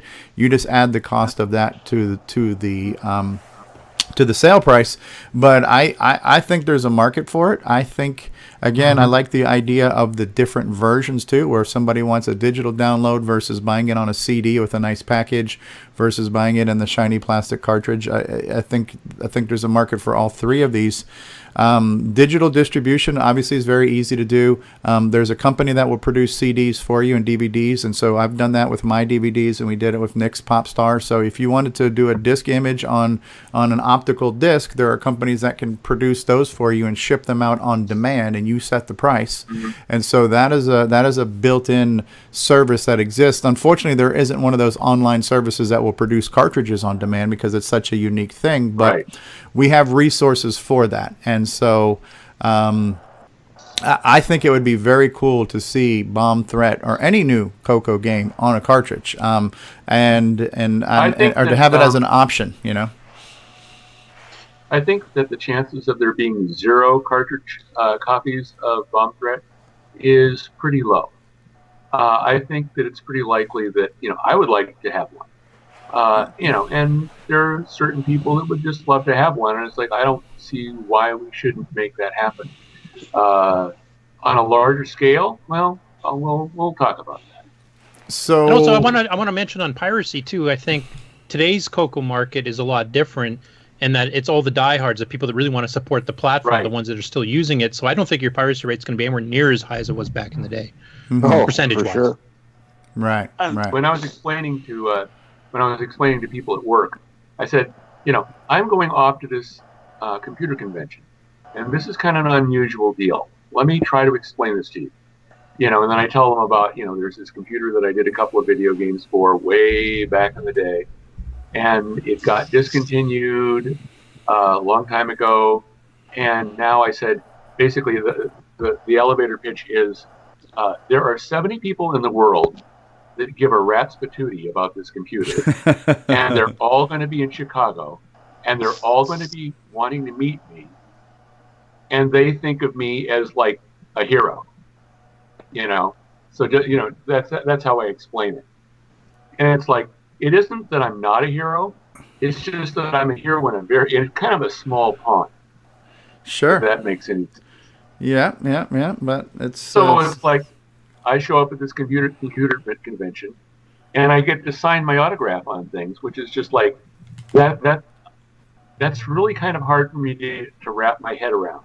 I mean, I understand it, but it's like, well, this is not something I ever thought that I would be doing, So, so I find it, very gratifying, and I feel very honored.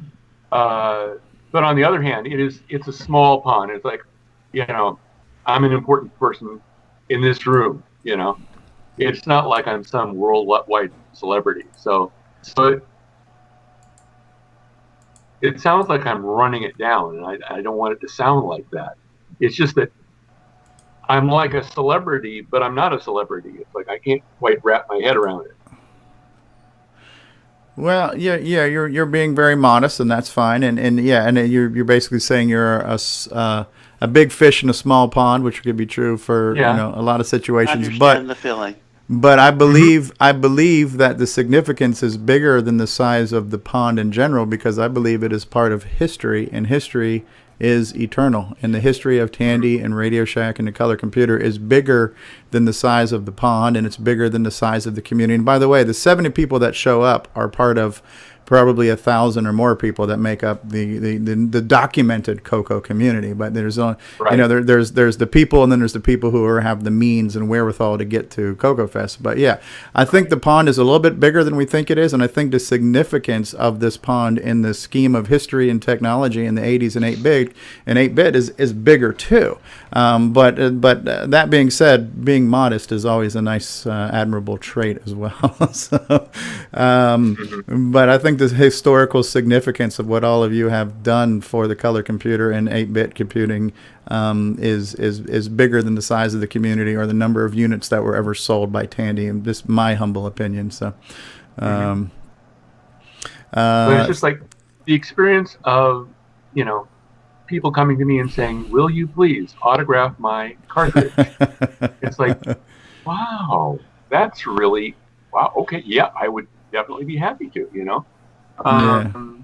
So that is not foolish. That makes me feel very special, and thank you for that experience. Well, to tell you the truth, Rick, your autographed copy of that disc that you gave me is sitting in a frame right now with glass covering. Wow. That's awesome. That's cool. Mine's on a shelf, but I like the idea of framing it too. That's a good one. That's you just raised the bar there, Bill Noble. So it's got to be in the domed plastic enclosure with the velvet. Well, I mean, well, it's almost there. Well, when you and sold, laser sensors, so nobody breaks into it. Well, yeah. So you provided for the auction. You provided a few of your remaining original copies of your original source code development discs that were part of Shanghai. So that is a very unique, rare piece of history, and I'm glad to own a piece of that history as well. But I even think that might be something that might be part of these special editions, where if somebody wants to buy, like for me, I would love to have a copy of Bomb Threat on a cartridge, and if you could do it on a real floppy, and if you were going to provide autographed floppies of Bomb Threat, that would be a cool value-added thing. If you wanted to do an autographed copy of a floppy that had source code on it, even though you're producing multiple copies of them, it's still a piece of history. It's still a piece of the product and the the production of this product, the process of making this product.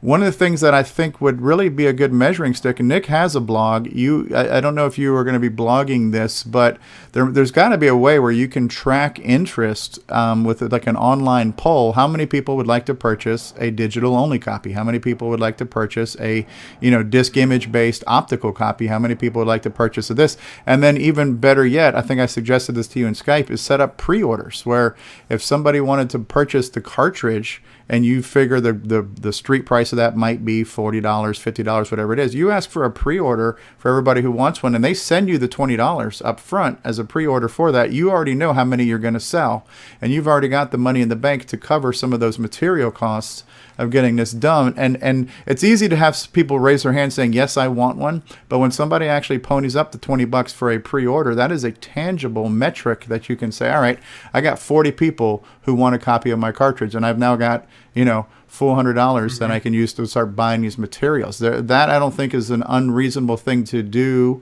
through a website or whatever, as well as expect somebody to do. And I would pre-order Nick's game today. I'd pre-order your game today if it was an option. So right. That brings me to another topic, which is if I were to do a software blog, it's like the guts of that usually is WordPress. What WordPress themes and or plugins would be good for a software blog? So somebody that actually does a software blog might be able to answer that question for me. The other thing is that on my wife is listening to my voice in the background, and I'm about to say something that she doesn't know, and so she's going to go, on a complete whim, what would you call it? What do you call it? Impulse purchase. Yes. I bought templeofrom.com for $12. And I haven't done anything with it. So that might be a place where I put a software blog. There you go. So now you know. Templeofrom.com. And we'll probably have a conversation about this right after this call. You spent $12. Okay, somebody in chat just said too, Alan Zeiser says, I would pre-order copies of carts too. So yeah, I don't think that's unreasonable. And that happens now with all the new games coming out for PC and for Xbox and stuff. The pre-orders is not a foreign concept to consumers. A lot of times if you do a pre-order, you get a special extra piece of DLC with your purchase, where if you order Call of Duty in advance, you get a special camouflage gun to go with your character or something like that, But I like the idea of a plush toy, get the plush bomb with your pre-order purchase or something. Or even a customized version of the game that has your name in the credits as a thank you or something like that. Something like that. Yeah, people do that kind of stuff on Kickstarter all the time and stuff like that too, where you get people to do stuff. So I think there are ways to track this and even, kind of help subsidize some of the production costs by the whole idea of a pre-order situation. I think there's, you want hard numbers. Scares me. Kickstarter kind of scares me. Okay, because they always want all of these different tiers of, if you, pledge this amount of money, we'll get you the special thing. And it's like people always sort of get sucked into that, and they start promising more than they can deliver. Yeah. And I've seen lots of Kickstarters where, they take the money and the thing is like 2 years after, it was supposed to be fulfilled, and there's no, game yet. So I don't want to be there. You don't want to get caught in the vaporware. Right. Right. I know promised a game, and it's been 2 years and got like about $800,000, and there's no game yet, and it's like, okay, I'm losing respect for this person. Right. But I think there's a way to do it. I think there's a way to track and gauge interest and get some numbers to give you some projections on how many units you might sell. I think technology allows us to do that, and so that might help you guys plan on this. So I think it's a good conversation, and to quote John Linville right now, we beat this one to death for now. Sorry. Yeah, are we done talking about cartridges right now, do you think? And Richard, you haven't spoken a word yet, Chris Lip, but we're glad to have you here on this call. I don't know if you can hear me. I can hear you. Yeah, we just heard you. All right, because I interjected a couple times and it just kind of like. Oh, okay. Maybe it was hard to tell who it was. So. That's fine. No, I'm not a developer. I'm a user. Uh-huh. And so my thoughts on the cartridge, though, is that they are long-lasting, and you can plug them into a multi-pack, and you can have a choice. Someone talked about the CoCo Flash. That was another interjection I want to throw in there, because that would be, you could have multiple games on one cartridge, and you can switch between them. So, like Nick, you've got a couple games going there. If you ever did go cartridge, you can put your collection on a flash type thing and set it out. Yes, it's going to be more expensive. Right. But yeah, in the case of Jim Brain's CoCo Flash, which wasn't designed to hold a single thing, that makes the costs a little bit higher. But one of the things that Ed Snyder has been alluding to in the chat here is that the cost between Flash and ROM now is a very moot thing. So if you wanted to make a smaller scale Flash cartridge that could address the needs of reprogramming, if you had to update your software, that might be less than a $50 retail cost for just the cartridge. But yeah, I think there are options. I think the technology exists. I think we have people with experience to produce these and help guide us in the direction of what the right solution is for each project, because I imagine certain projects some projects might not need bank switching. They could fit on a single 16K or 16K ROM image. Some of them won't need sound. And so I think there's a lot of different options. And I think from what I'm hearing and from, I think John Linville is a great advocate for wanting to do this, and he's done the proof of concept. The parts exist, and there are people willing to help with the assembly and production of this. So I think the time is ripe for more cartridges, and I think there is a market. But again, each person's motivation to do it or not do it is going to be their own. But speaking as a collector and a consumer and just a dreamer and a hoper, I would love to see as many new cartridges. I want to see software. At the end of the day, the software is the most important thing, as you've all said. And if the game sucks, you can put it in a frickin' platinum shiny gold crusted box. It's still not going to change the fact that the game sucks. But having new Tandy cartridges, to me, is going to be a cool thing. And I think there's enough there's more reasons and there's more options to get it done than there are for I think for every hurdle that exists, there is a solution to that hurdle. So it's definitely doable. And I think maybe a poll or a survey or a pre-order list should help some of these developers say, okay, well, I've got 20 real people that have all ponied up $20 of real money ahead of time to do this, so I know I'm going to sell those many. So it's not even a question of, well, will I sell them? That might help gauge that market as well. But I think it's great that it's out there. Even the ability to put something in BASIC on a cartridge is kind of a cool idea. Hey, Grant just got here. Okay, hello everybody. Sorry I am not on the call today. I am still recovering from back surgery. Thank you for all your prayers and comments. I will return next week. I am having a CoCo recovery. All right, Grant. It's good to hear from Grant.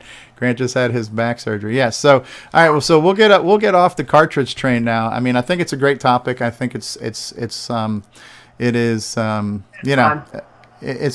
offer us options in the future. So it's nice to know that we have options. One of the other topics I did want to talk about was the actual CoCo Crew podcast that that just aired. Now we're getting close to 2 hours in this talk right now, and I'm not in a real hurry. I don't know if anybody else is in a hurry to get off right now, if you have other commitments or not. But we're coming up on 3:45 my time, which is going on. We're about an hour and 45 minutes. So we still good to talk for a few more things, or do people have other pressing engagements to get to? I have a question. No, I'm good. I'm good. Good to keep going. All right, so oh crap, David Ladd's here. I forgot all about that. Thanks for reminding me, David. Before we get into the CoCo Crew podcast, just wrap up discussion about some of the topics that happened there, I want to play something that here's what blew my mind. All right, so I'm listening to the podcast, and I'm driving into work to my second job, and I'm pulling into the parking lot to get ready to teach my class at night, and I just get to the part where they finish the news segment, and they're like, okay, well, we're going to play a commercial, and then we're going to be right back. And then it was this commercial, and I hear my voice. I hear, hey, it's original gamer Stevie Stroh. And I'm like, wait a second. How the hell did I get on this program here? And Mike Rowan had taken sound clips from different videos I've made and produced this whole really cool, like, hip-hop song. And when I talk about a very well-produced song, I mean, it's freaking awesome. So I want to play that right now for you guys to hear it. Did everybody get a chance to hear that? Yep. Yeah, I mean, it's pretty freaking awesome, I think. Mike Rowan is just way too talented for one human being. The guy is awesome. So there's one that's called Gameplay Goodness, and I don't remember which one is which. So let me just try to play this one right now, and let's see if it comes through. What's going on, everybody? It's me. It's original gamer Stevie Stroh. You know, Gameplay Goodness. Gameplay Goodness. Can you guys hear it? You know, Gameplay Goodness. All right, people. Gameplay Goodness. Thank you so much. You know, Gameplay Goodness. Yeah. You know, Gameplay Goodness. Are you ready for this? You know, Gameplay Goodness. Yeah. Gameplay Goodness. Are you ready for this? You know, Gameplay Goodness. Yeah. You know, Gameplay Goodness. You know, Gameplay Goodness. This is how we like to do it. Gameplay Goodness. All right, people. You know, Gameplay Goodness. Oh, this one doesn't have the talk over, I don't think. There's another one he did with the talk over.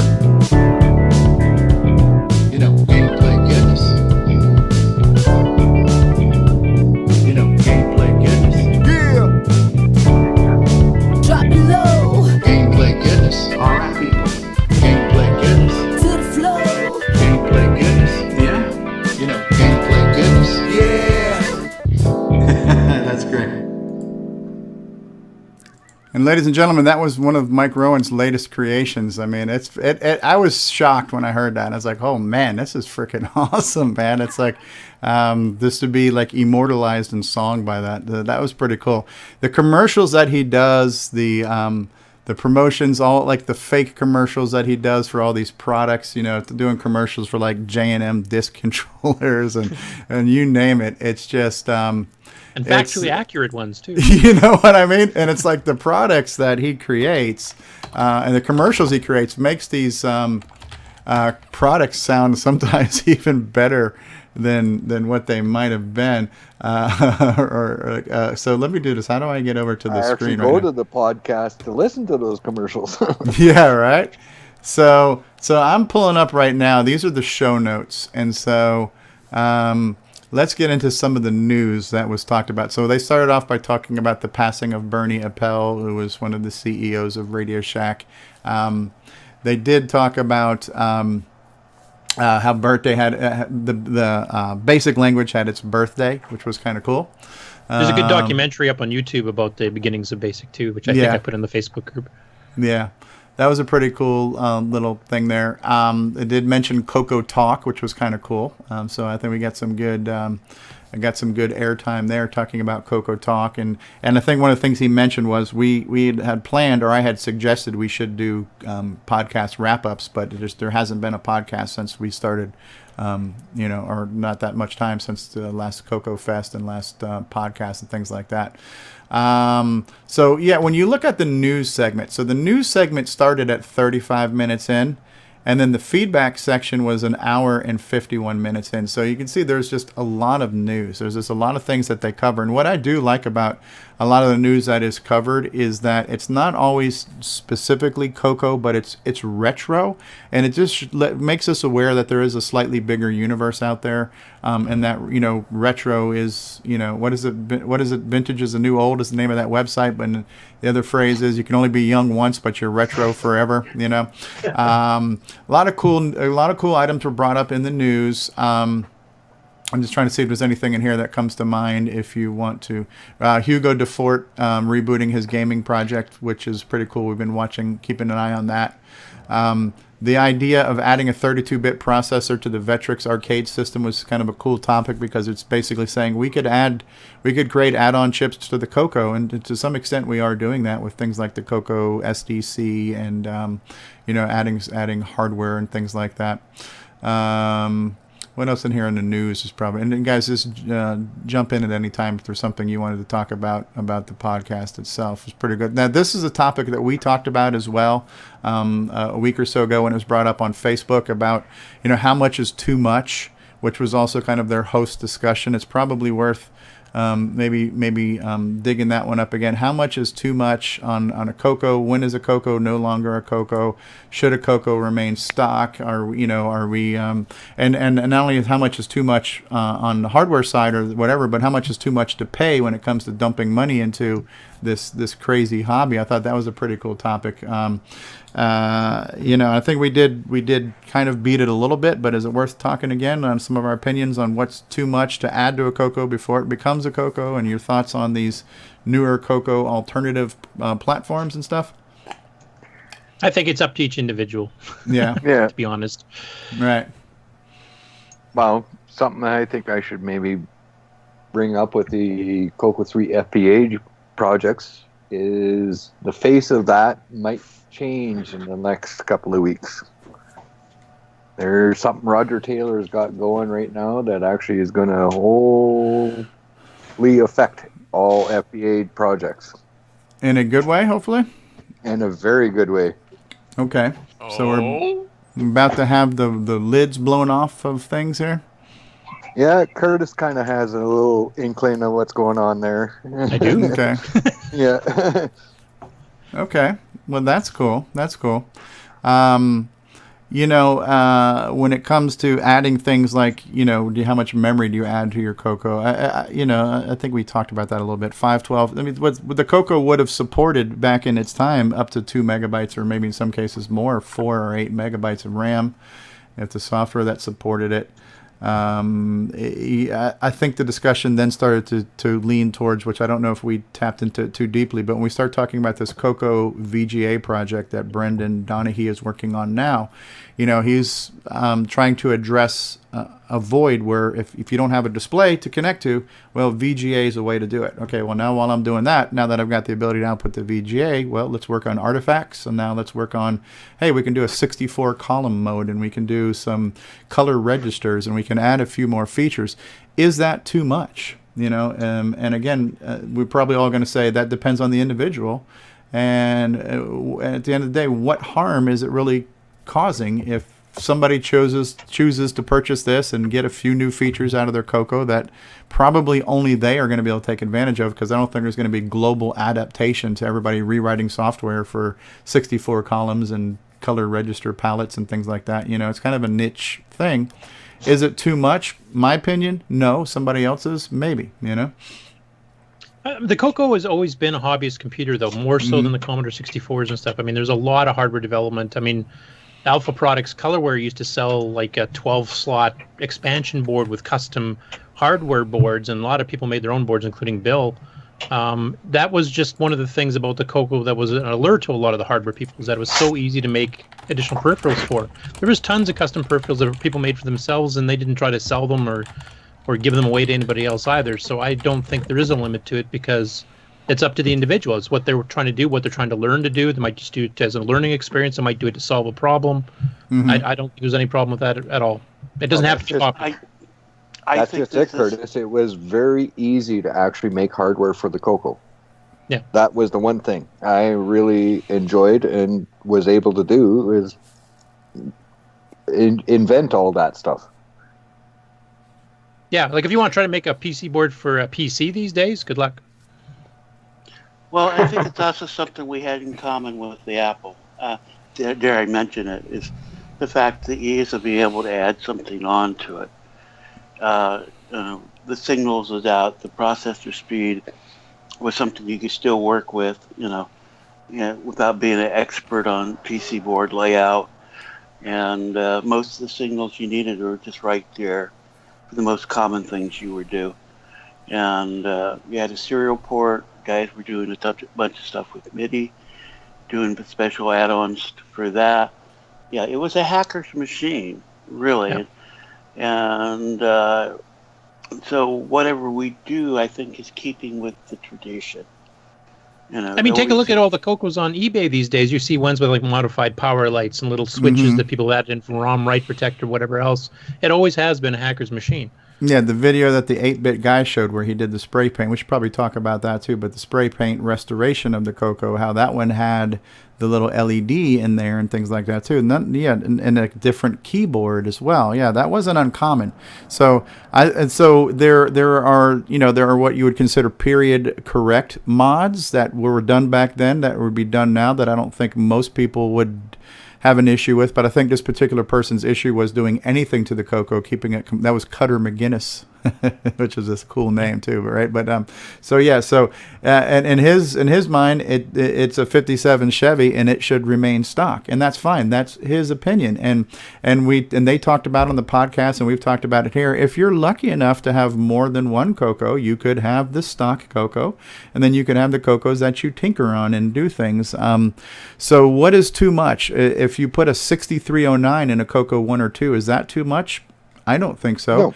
If you replace that CPU with some type of FPGA thing that all of a sudden turns it into a Pentium 4 with quantum mechanic technology on top of that, is that too much? Well, for your project, maybe not. But for somebody else, they might say, well, now it's no longer a CoCo because now you've added an ARM processor or something else, and now you've added flux capacitor, and now you've added a dilithium crystal, and and a Keurig machine as well. So is it still a CoCo? I'll take the Keurig too. Hey, let's have some hot. I could use one of those. So actually, a 2-meg upgrade. If you put a coffee pot on top of that sucker, it would warm up enough to be a coffee machine. So. Yeah. So if it's a hot cocoa Keurig machine hybrid, is it still a CoCo? Now it's a highly capable CoCo because it's making us coffee. But even like adding on CPUs, like we're talking about the 639, which is kind of like a standard replacement's been around since like the chip's been around since the late 80s, but it was known for as an upgrade in the early 90s. But there's also been like Z80 cards for running CPM, multiple ones from multiple vendors back in the day. Chris Burke was trying to get that 68008 rocket board. He had prototypes done, demonstrated them at CoCo Fest. For him to manufacture it, he had to pre-sell, I think, something like 500, and he only got about 300 pre-orders committed, so we never made it. But I mean, he was ready to go. That's cool. Yeah, I mean, it's the same with the TC9 that we had, Curtis. They had so many boards available for that too. Wow. Oh yeah, the K-Bus and everything else. Yeah. So maybe the takeaway from this is that the CoCo is in the eye of the beholder. Yes. It's just like, what is a CoCo to you? What is your definition of a CoCo? We're all going to be different, and it doesn't mean anyone is right or anyone is wrong. Definitely. From a collector's perspective, I would love to have one of each model of a CoCo in a shiny, pristine condition, possibly in the original packaging. That would be nice to have one of each CoCo in a box on a shelf or in a glass case to show off when, people come in and say, let me look at your old crap collection. For what am I going to use? What do I have in front of me right now? I have the Neil Blanchard CoCo I bought off of eBay. It's got some yellowing to it, but it works. It has some mods that were in it when I purchased it. So it has a 512K distro board. It has the 6309 CPU in it, and it has a non-working RF output canister. So I can't get the RF out of there, but I don't care about that, So my CoCo is not a pretty CoCo, but it works, and that's what I do my gaming on and my recording on. I think it'd be interesting for me to have one that was modified just to see what they're like. If I find one on eBay, I might want to buy one just to see what kind of weird thing they did to it. I don't know how much modifications I would reach out to do myself. I think I might start by trying to learn how to desolder and put on a socket to a CoCo 3 and change out the CPU. That might be a project. I might want to add extended basic to a CoCo that doesn't have it or something like that. Simple things. I don't know that I would go as far as drilling a hole in a case and putting in an LED myself. It's if you have one and it's done well and it doesn't look like a hack job, it's kind of almost an enhancement to the CoCo. But if it's really bad, I've got holes in my wall where I tried to put up shelves and measured wrong and did thing wrong and screwed it up, and so now I've got just a freaking Swiss cheese wall over here, and I wouldn't want to do that to a CoCo, So well, my LED upgrades were neat. I put them in the cooling slots. Yeah, that is kind of cool. Yeah, it's that. In fact, that's what I did on my recent MPI upgrade is, I upgraded it for the CoCo 3, and then, okay, I'm turning it on and off, no lights. Wait a minute, I had lights years ago.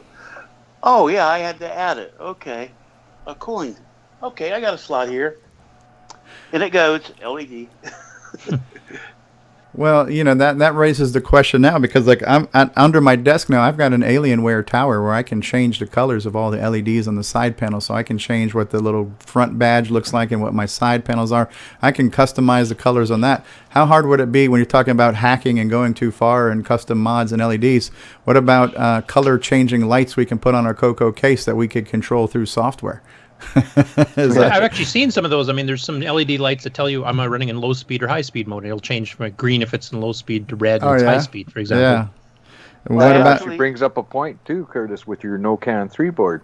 They had those 2 LEDs on there. I have no idea what they do, but I rearranged them so that you could actually... One was a turbo light to tell you whether the 4 megahertz turbo was enabled. I can't remember what the other one was off the top of my head. Yeah, because the only time that the one I could get any of the LEDs working was when I booted OS 9.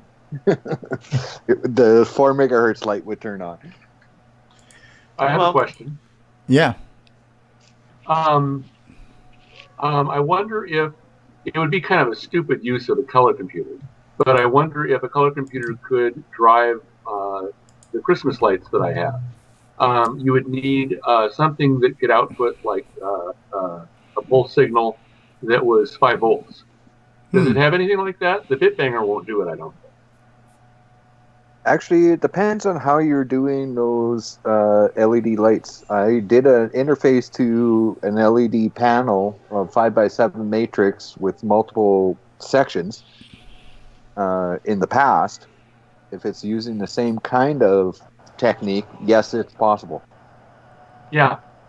I use I think it's WS2811 controllers. That would be an interesting project. It's like they basically have the CoCo take over the job of the Raspberry Pi that's driving your displays right now? Yeah.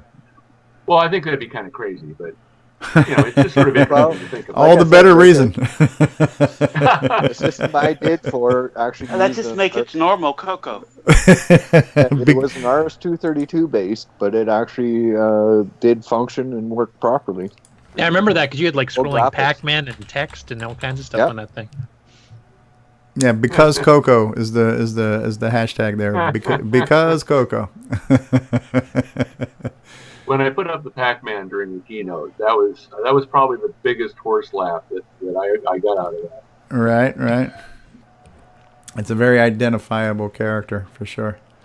I guess the one thing from the discussion on the Facebook post that caused all this, the one thing I didn't like about the discussion was that there was quite a few people who just were negative. And even John Linville and a few others pointed out this, you don't have to be negative. You don't have to agree with it, but accept the fact that somebody else, this is fine. If they want to do it, let them. Don't discourage it. You may not buy it yourself if they offered it for sale because it's not something you're interested in, but that is by no means to ridicule the person that is doing it. And if they're learning and having fun with it, that's the whole point. Right. The thing is that we have a couple people who are known to be, how do you pronounce it? Curmudgeons. And I was going to say S-disturbers, but yes, go ahead. That's just what they do. Okay. That is sort of their shtick. And, I don't know about you, but long ago I got used to it. It's like there are a couple of people that I know specifically, and you know exactly who I'm thinking about, who are going to come up with responses like that. And we have long ago become inured to it. But a newcomer might not. So that's my that is kind of a problem. Like some of the razzing that they gave the 8-bit guy because he spray painted his CoCo and he was using oven cleaner and whatever else. I mean, why? Why are you razzing him about it? Like, why is that a bad thing? It worked for him. Well, it matters. The reasons I was critical about some of the things he did is he, especially when he took a screwdriver to remove that label, because he actually ruined that label, and there's.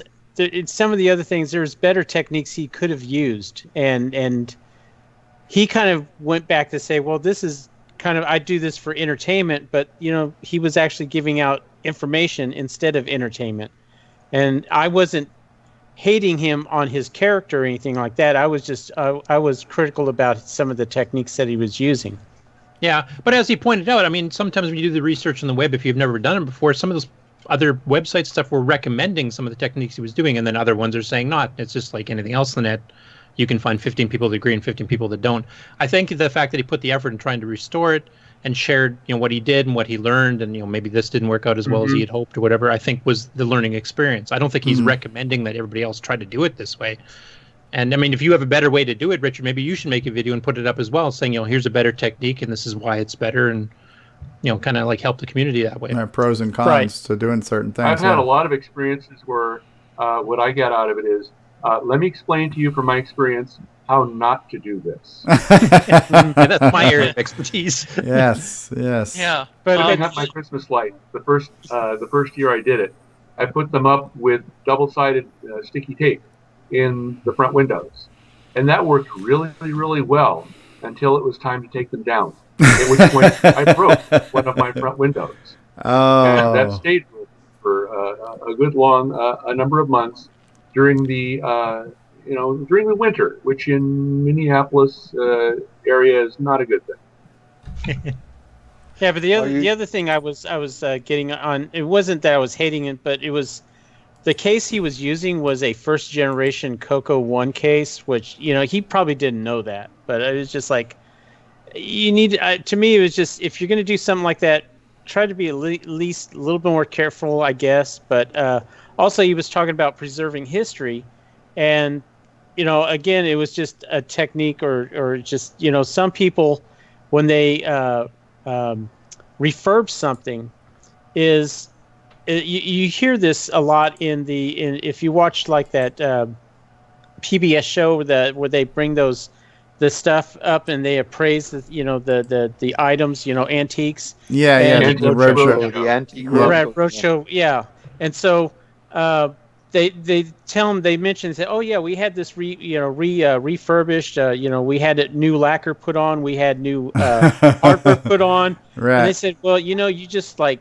erased a lot of value on this, and that was one of the things you should consider when you start doing stuff like this. I mean, the problem is, especially with older machines, they're not making these anymore, and they're becoming fewer and fewer, and it's getting to the point of we're going from vintage to museum pieces. And not saying every single computer is a museum piece and we should treat it like a museum piece, but it's just some of those things we need to consider when you start modifying stuff like that. Yeah, well, I think it goes to whether it's a restore or refurbish too. Because I mean, if he was just trying to make it look nice again and close to what the original, he wasn't, I don't think, so concerned with trying to do it with like the stock paint they used back then. And right. And yeah, he had a different goal. I think he's not doing it as a collector per se. He just wants it to look good as presentable. Mm-hmm. Yeah, and that's exactly it. It's up to the person whether he wants to actually restore it or just make it to what he wants. Yeah, but when he was saying that, there was a history behind this. This was a power user. Basically, when he painted over it, all those paw marks, where the guy typed on it, that was all erased. And of course, then when he threw away the box, or he said he threw away the box, it was just, you never throw away a box, no matter what condition it is, because sometimes you can actually restore those, or you can take measurements, or you can document those things. And there's people that will save those boxes no matter what condition they are. Oh, yeah, that's I mean, true. he was describing it as being moldy and stuff, and in that case, I would have thrown it out too, because it could be a health issue. I mean, right.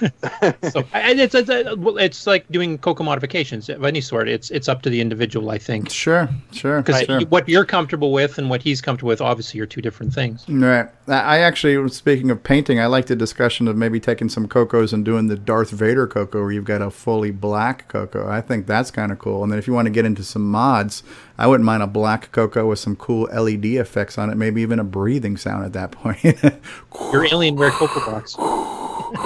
You don't know the power of the 6809. Except you have to do the sounds. Yeah, but and the other thing is, I don't mind people. If people should use computers to their full potential, and I see no no problem with modifying or modding any of the computers. I mean, I do it, I do it on my computers all the time, but sometimes there are just a few machines like that reversion C board that I got, or CoCo 1, that will never get modified. I have a CoCo 3 that I received it. It's in mint condition. As a matter of fact, the label that they put, the protective label that they put on when you first buy them, is still on that one, and it still has the new electronic smell, even after 35 years. Oh, wow. Yeah, I am never going to touch that one. That one is... Actually, Richard, you mentioned the CoCo 3, or the CoCo C board, and I've never actually seen one of those. I had heard a few had gotten out in the wild. Have you put pictures of that up anywhere? I'd really like to see that. Yeah, I would really like to see that myself. I posted a couple of them, but I'll do a whole bunch of them, because also the CPU does not have the 6809 markings. It has the internal Motorola number. Is that the one that I saw? That's the one I sold you, right? The yes. 1000 some series. Yeah, I remember that, Richard. Right, and then there's also a ton of internal factory mods that are on that thing too. So, yeah, no, I'd really like to see. I do remember hearing about them, and I have met, like, Lee Veal had the D board number 1 serial number, which is the first one that came off the line. So I was surprised that they actually had some C boards out, because obviously that was an earlier revision. Right. Well, probably what happened was the C board, it might have accidentally gone out, but a lot of times what will happen is a board will, if it gets rejected, it goes into the tech area, it gets repaired, and then it usually goes back into the production and reintroduced so they can ship it out. And that might have happened with this particular machine. But this particular machine was, I have a date stamp on it. It was September 20th, I believe, 1980. Is its internal stamp on it. Okay. Yeah, definitely let us know when you get everything posted up on that, because I would definitely like to see that. I've never actually seen a C board in the wild. Right. I've never seen one at all. Yeah. This one is a 16K. It was a 4K originally, but it's a 16K, and also the 16K chips are NEC chips, but they have the Tandy logo relabel on them. Interesting. Okay. Yeah, I'm not shooting myself every day. I think about the fact I sold you that rare museum quality CoCo now either. But yeah, it's definitely an interesting topic, and I think definitely the CoCo is in the eye of the beholder. I think there's something to be said too when you start talking about, well, if we're going to make a new CoCo, when does it stop becoming a CoCo? Well, technically, it stopped becoming a CoCo the minute you made something new, because it's not really a CoCo. If it's an FPGA and it's the CoCo on the chip, the Roger Taylor thing, whatever it is, it technically never was a CoCo, because it's a modern reimagining of the CoCo. It's a CoCo-inspired new device. To me, one of those devices, as long as it's 100% backwards compatible with original CoCo software, you can't expect it to run all the peripherals, but if it's 100% compatible with the gimme and the sound and all that kind of stuff, and it can run all that software, and it's basically, hardware-based emulation, and you maintain that as a core, so you have a core CoCo compatibility component. Anything else you add on top of that is kind of a bonus feature that you could either choose to like or not like, or use or not use. But again, you're talking about preserving things, and there aren't going to be, CoCos won't be around forever. So if somebody wants to get one, and CoCo 3s are hard to get a hand on right now, so they're not as common on eBay.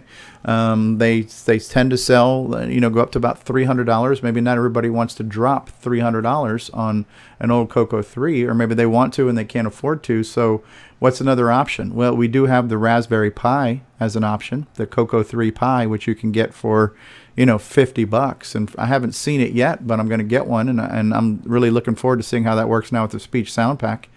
And then you have all these other projects that are making new and improved CoCo-esque type devices. Is that too much?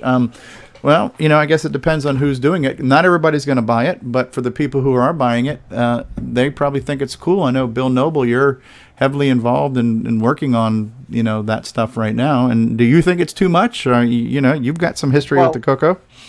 that's in, kind of the thing where it kind of transitions. Like the FPGA stuff, yeah, it's new CoCo. It's not old CoCo. Right. Whereas the actual CoCo itself died when Tandy stopped making it. Okay, Richard. Take care, Richard. Yeah, the CoCo died when the CoCo stopped being made from Tandy. Right. So now what we're coming up with these FPGAs is new CoCo. It's not the old CoCo. Yes, it's compatible, but not the original. Mm-hmm.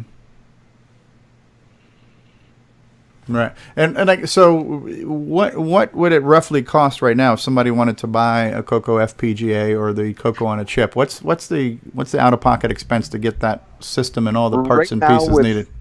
I'm not sure about Gary's version, Gary Becker's version, but I know with Roger's version, it's going to cost you about $230 roughly. Okay. With Gary's version, it's roughly around the same area, but I see on his posts on the blog and everything like that things aren't quite the same, but they're getting there.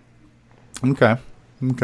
And some people might view that as maybe too much to spend on a new thing that's not maybe that important. But again, this is a hobby. This is a special interest situation. It's, we're all a certain kind of crazy, a special kind of crazy to want to use any kind of CoCo, a new CoCo, a real CoCo, an emulated CoCo, a reimagined CoCo. There's a certain group of people who find this interesting regardless. So it's kind of, I look at it as being kind of hypocritical to even pass judgment about this, because how you want to use your 35-year-old weird thing from the past is your kind of crazy, because anybody else who's not into this is going to think we're all crazy. So, you can't sit here and say, well, because I'm running Nitrous 9 and I'm running an operating system and I'm running programs, well, I'm doing CoCo a legitimate way. There is really no true legitimate way to do this old crazy stuff we're doing. We're doing our flavor of crazy, I think, So and like Richard said, like he likes restoring computers to to have them as something that's worth money because it's and worthy of history because it's the original and whatever else. My CoCos are all in use. I use them for programming and development and sometimes playing games, whatever else. I could care less if the case is yellowed, and both of mine are. Right. It doesn't matter to me at all. It's got a 6309 and 8 mega RAM. That's what matters to me. Right. What is it doing? It makes my development easier. So it just totally depends on what you're into. Well, I also just it, Curtis. Like I actually still use the CoCo 3 you gave me, and actually developing a lot of the stuff for the FPGA. Believe it or not. I have nothing wrong with people doing that. As a matter of fact, the stuff that I do restore is like I have a bunch of CoCo 2s, and I'm actually going through and I'm removing and recapping them, and I'm also taking out some of the sockets because they were the single DIN ones, and also putting 6309s in there as well. So and because I want to make them useful. I mean, I don't want to put them on a pedestal where people just worship them. I want them to be used, and I also am probably going to add like the composite mod on there as well. Yeah, and then on, like you said before, like your C board, that's a rarity. I mean, that is a collection piece, so that one you're going to leave unmodified. Right. And both approaches are right. I mean, if somebody else had the C board, then they're going to I want to see if I can hack this thing to actually handle 64K because I heard that was really hard. It just depends on the person, and no answer is wrong. Right. There never is a wrong answer. Right. It's there's the saying that I said once before is you get two people in the same room, you get three different opinions. Right. Well, all of us like to use our computers our own way, and that's one of the appeals to the CoCo. Back when I was a teen, I drilled a little hole, put a switch in it, like I said in the side panel, and put in a switch to attach to the halt line so I could pause games, walk away when my parents made me stop, and then I'd come back and flip the switch and go back to right where I left off without having to shut the machine off. And when I got the first XT keyboard interface, I drilled a hole in the side, put the little mount, and I could just plug the keyboard straight into the side of the CoCo. Was that a good thing? For collection-wise, no, but that was in the early 90s. So that's most in the hacker people, mode as opposed to the collector mode. That wasn't the appeal. It was the usability. Sure. Modify it, make it usable. So. Yep. Hey, if anybody went to the CoCo Fest back in the 90s, if you remember Frank Swagger, he had his CoCo with a built-in little 5-inch color screen and a big wooden panel case he had handmade, and it was a portable CoCo with a couple of drives. He would just lug it around with a little handle and plug it in. CoCo luggable. That's kind of cool. I remember that one. Yeah, that is awesome. Yeah. Now, if you're a collector, that's an abomination. Sure. It looked homemade. It did not look like a professional job, but it did what he wanted. He wanted something portable with a screen built in, drives built in. It was like an Osborne. Yeah, somebody did. It was last year at CoCo Fest during the auction. I forgot what it was, but it was something like a cassette deck or a stereo receiver component or something that had been made into the CoCo was made into that component type thing too. So the front of it looked like a cassette player or a preamp or a stereo tuner or something, but it was a CoCo. Yeah, and there was tons of PC pack the repacks cases and stuff. Yeah.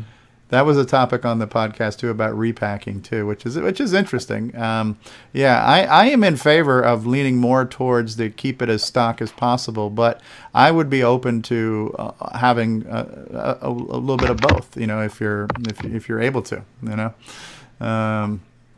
I am receptive to definitely the Raspberry Pi project because it's fiscally more practical, to spend $50 on something I don't need right now because, again, I've got real CoCos and I can emulate this. So do I need a Raspberry Pi? Absolutely not. But is it cool? Absolutely, right? So I'm looking forward to trying the Raspberry Pi. I don't know if I would jump into the deep end of the special kind of crazy pool to get a CoCo on a chip, but maybe. You just never know. I've seen some really cool screenshots of like Alan Huffman showing the different scan lines on the things and recreating what the RGB monochrome screens look like and all kinds of cool stuff like that. So there's definitely some cool factors to it.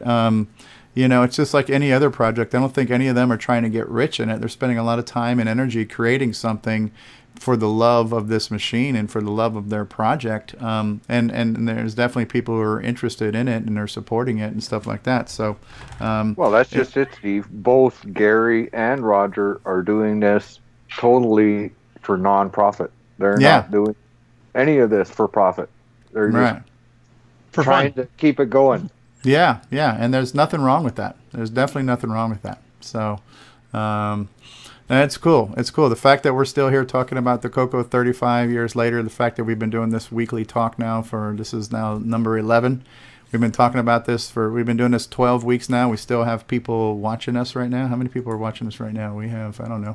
How many? 9 people. We were up and down between dozen and a half people. We got 9 people watching us right now, and these things get like 100 views. There's people still interested in this, and so I think there's enough of us to keep the dream alive, to keep the CoCo alive in our hearts, in our minds, and whenever possible in our homes and things like that. So it's just cool. If you're a fan of the CoCo, there's no such thing as too much, right? It's just like cowbell. I gotta have more cowbell, It's just I gotta have more CoCo.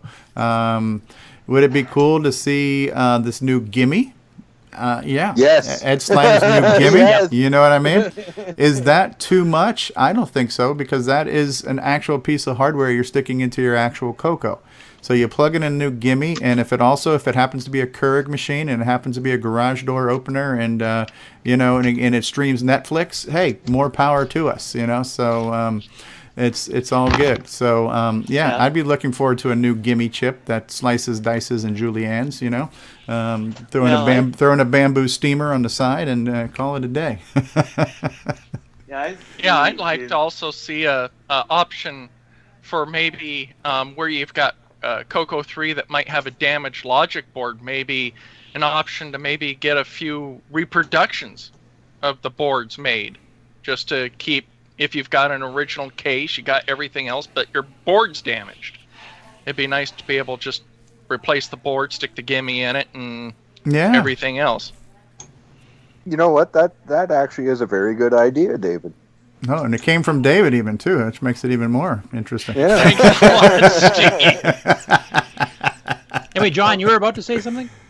Yes, the fact that the core the psychoactive core can go on a Godil board and plug into the CoCo. Is also a very interesting prospect. Yeah, Eric brought that up. Say that again, because I didn't understand a word you just said.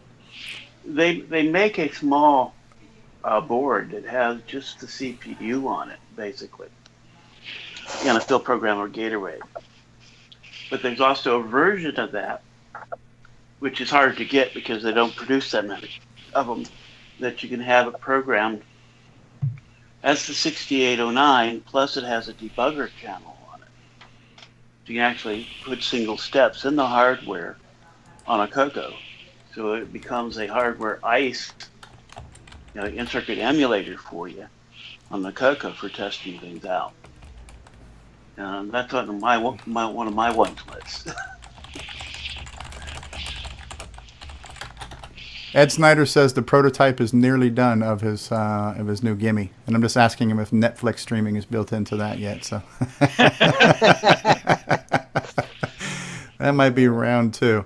No, that's cool. It's just cool that there's so many things that we can do to add on to what makes a CoCo. I think I had asked this question a while ago. Maybe it was in the Facebook group or other things like that. But because we have like things like MAME and MES, and we have the ability to emulate all these different systems. What if somebody just designed the supercomputer that has all these things emulated into one master system that's got one of every chip, where we've got a gimme chip and a 6809 and we've got a 6502 and we've got the Atari Pokey chip and we've got this and we've got that, and we just make this imaginary super emulated system that has one of everything, and we just write, what if there was one computer that had no limits, but it was all period appropriate, and we had all the different chips, that the best of everything, and we design a new super system?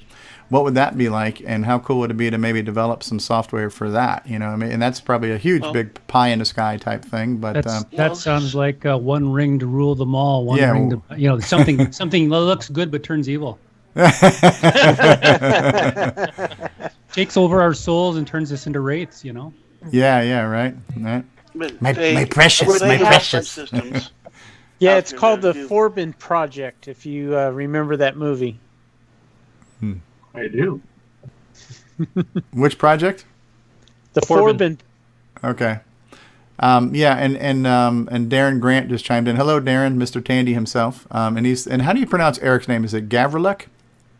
Yes, I believe so, yeah. And Darren mentioned that Eric has been promoting the idea of a drop-in motherboard for a while. So if you want to develop something, why not make just a generic motherboard where everything is either slot or socket capable, and then just develop away and have a standard kind of hardware development platform. Add a sound chip while you're at it. Right. So yeah. Well, the cool. Whether it be the AY or the 7. What is it? 7, and I'm not sure the part number on that one, but John would chime in on that. I'd have to look it up. It's this big long number. It's 76 490. BR549. Alpha Romeo Charlie. Whiskey Tango Foxtrot over. Yeah. Or Alpha Charlie 8 Mike Lima. That happens to be my call letters, but there is some systems out there that emulate multiple systems. Okay. Yeah. And that's always a possibility. There's been talk about getting the CoCo ported to that. Some field programmer gateway systems do use a serial EEPROM to load the system in at start. So I could foresee a possibility to have multiple systems programmed that you just throw a switch on startup and it start up in the version that you want it to. Not cheap items. Right. It's definitely a doable possibility of somebody with the right smarts. Well, you just made me think of something too, because we're talking about how the CoCo FPGA, the cost of that is about $200, and there's no profit involved in it. That's just what it costs to buy the parts. I don't remember the name of the product, but there is a Nintendo clone out there that's selling for $500. That's all FPGA based, where they basically cloned all the chips through FPGA, and it's a luxury, really nice fancy Nintendo clone thing, but it's selling for $500. It's like the Rolls Royce of, hacked retro systems. And then Darren Grant just chimed in. It's the SN76496 sound generator. This is one that John's using on his cartridge. There you go. SN76496. There you go. It's a BR549. Hike. Hut. So, I guess the FPGA is not always going to make things super cost effective, but it seems like it is this universal hardware magic box that can become anything, like say one ring to rule them all. It's cool stuff. There are lots of options, but we'll probably let's start to plan on winding down this show for today, because my stomach's telling me it's time to grab my sub sandwich that's in the fridge out there. I think the last thing that I was thinking about talking about, which we can save for another time, unless it's something that doesn't require a great depth of time, but there was the topic of assembly language versus machine code that had come up this week in the mailing list and on the Facebook group, and how the actual machine code is a bunch of hex symbols that the processor reads, but when we type in a statement in assembly, we're typing in a shorthand. Assembly is shorthand for machine code, and the CPU actually reads machine code. Is that a quick synopsis of it? Yes. It's not necessarily hex code in the machine. It's actually just on and off lines. Yeah, it's binary. Straight up binary. CPU is binary. It's binary, which we translate oftentimes to hex code, because hex is a little easier to read. Right, human readable. Especially into the CoCo. Now, in some processors, you probably want to do octal, because you can see where the instruction sets are broke down a little bit better. But hex works well with the 6809, because the way the things are set up in the thing. I still remember some of the hex codes, like 86. Low day, yeah. And see, he remembers even. Or string 1080 for load X. Yeah, and so you do those things, you learn some of those, but it's, the difference between assembly and machine language to me is mute in most cases. Now, the difference is that you can go and do some other things assembly. You start doing the macros and things like that, which can be, a step above the machine language. I remember it was one of the guys who did at the CoCo Fest. He says, I never use assembler. The guy wrote one of the, I think it was 256 basic or something for the CoCo or something like that. So I always just poke into machine language. Well, he'd learned those enough that he assembled it in his head, Oh, wow. And created it. And so, there's always those exceptional, quirky geniuses that happen. Was his name by any chance Rain Man? And so,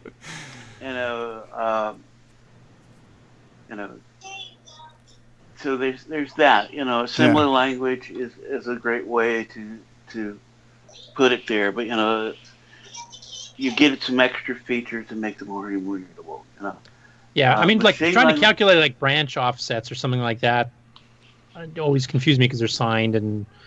Doing that by hands without symbols. It's so much easier. Do you remember how much trouble we had with that, Curtis? With Nitrous 9? The 6309, because we didn't have an assembly. We hadn't written one yet, so we were doing all of Nitrous 9 was hand assembly. Yeah, that was fun.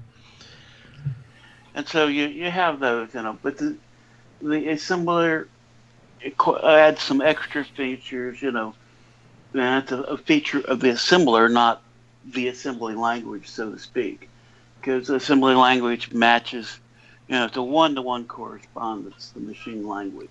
Okay. Now the assembler may do some things, and some common things in the assembler is to be able to use symbols, and labels. And then this steps it back off, because then the assembler figures these things out instead of you do it. Because you can have an assembler that doesn't, use labels, are symbols, and which possibly could be in something like a debugger, and you'd be able to, enter a assembly command, and it calculate it, but without using those features. So originate addresses, symbols, labels are something that's not necessarily assembly language itself.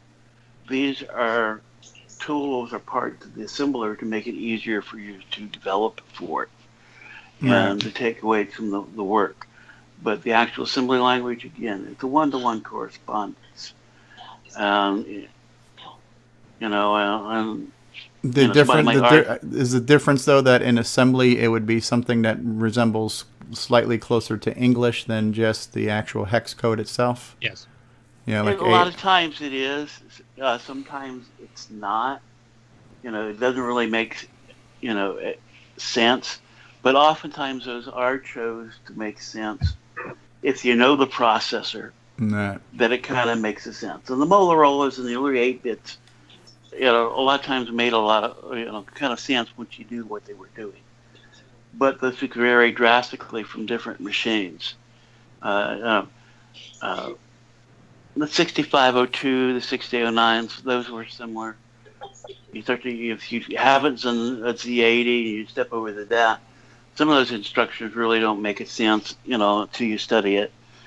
If you do something like the RCA Cosmic, the 1802, you've got another set of instructions, and until you know what it does behind those abbreviations, really don't make a lot of sense to you. Mm-hmm. But once you learn the processor enough, they're called a mnemonics for a reason. Mnemonic is not abbreviation. All right, it's a word that means something else. Yeah, it's a memory tool to match something else. And so, yes, they are abbreviations by the strict sense of the word, but they're mnemonics because in most cases they're designed, a set of letters to remind you what the function does. Okay. Which in reality get converted to the actual machine core. Right, and at the end of the day, the processor really only processes binary, right? It's processing zeros and ones. It's an 8-bit processor. It's processing 8 zeros and ones each cycle. Or multiple cycles to process it. But it's you have a load cycle and such.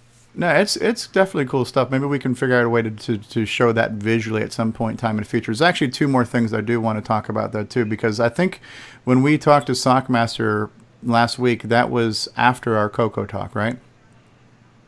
Sockmaster was on Sunday, if I'm not mistaken.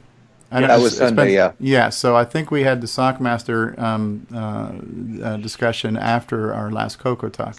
Hold on, now Darren Grant is chiming into the chat here. Says, at college I attended, we learned to program on an Intel 8080 microcomputer trainer. It just had a hex keypad and a 7-segment LED display. Had to use an instruction set reference sheet to look up the hex codes. I still remember DB is the move immediate instruction for some reason. So that's kind of cool. I have to agree with that too, Steve, because I first learned machine code on 1802. Oh, wow. And then you get different CPUs that are actually don't have registers per se, like some of the old HP ones that were stack based. Everything you did, math, commands, jumps, everything else is all stack based. Yeah. I think it's probably worth just reiterating the fact that we had a really good session with John Kowalski and Sockmaster talking about Donkey Kong Remix last weekend. And that's just, I think, one of the many cool things that is cool about our community, and I think some of the fringe benefits that's come when we created this Skype call to do CoCo Talk. One of the fringe benefits was, Rick Adams getting back into working on Bomb Threat. That was unexpected, nice bonus thing here. Having Sockmaster chime in every now and then, just in the text chat. He was chiming in one time. I remember one evening, Sockmaster and Nick and we were just chatting back and forth for a while, and we ended up looking at his Donkey Kong Jr. remix on YouTube, and he was just talking at length about that and everything else, and we were able to ask him questions. And then it was like Sunday morning, he mentions, I don't remember how we got on the topic of Donkey Kong Remix, but I just kind of said, well, heck, if we're going to do a video, would you mind talking about it too? Because it'd be great to hear it from the source. And we just it just happened spontaneously. We planned it, we did it, and it was a really good video. number one, listen to him talk about that process. What was it like to disassemble Donkey Kong? What was it like to port Donkey Kong to the CoCo, and what were the challenges and all these other things? And then to take that, which was already impressive, but then to make a whole new version, a reimagining of Donkey Kong in this Donkey Kong remix. It's really impressive, and by playing the game, you really have an appreciation for not only the game and the mechanics, but everything he had to do to make this new version of the game. And so it was a pretty cool experience, I felt, for me. For number one, it's very rarely I play a game that long without sucking at it. And then number two, just having John there, John Kowalski, talking about it, and then having Curtis asking a lot of good value-added questions about, the competitive aspects of Donkey Kong and everything else. I feel it was a very good interview and a good video, and it was a good opportunity to capture this information for everyone else. And I think the feedback now to that video and that interview has been pretty positive, but I was kind of alarmed to hear that when Donkey Kong Remix first hit the scene, it was not necessarily well received, and I think that came up in the discussions as well, and that kind of blew my mind. I'll shut up on that now.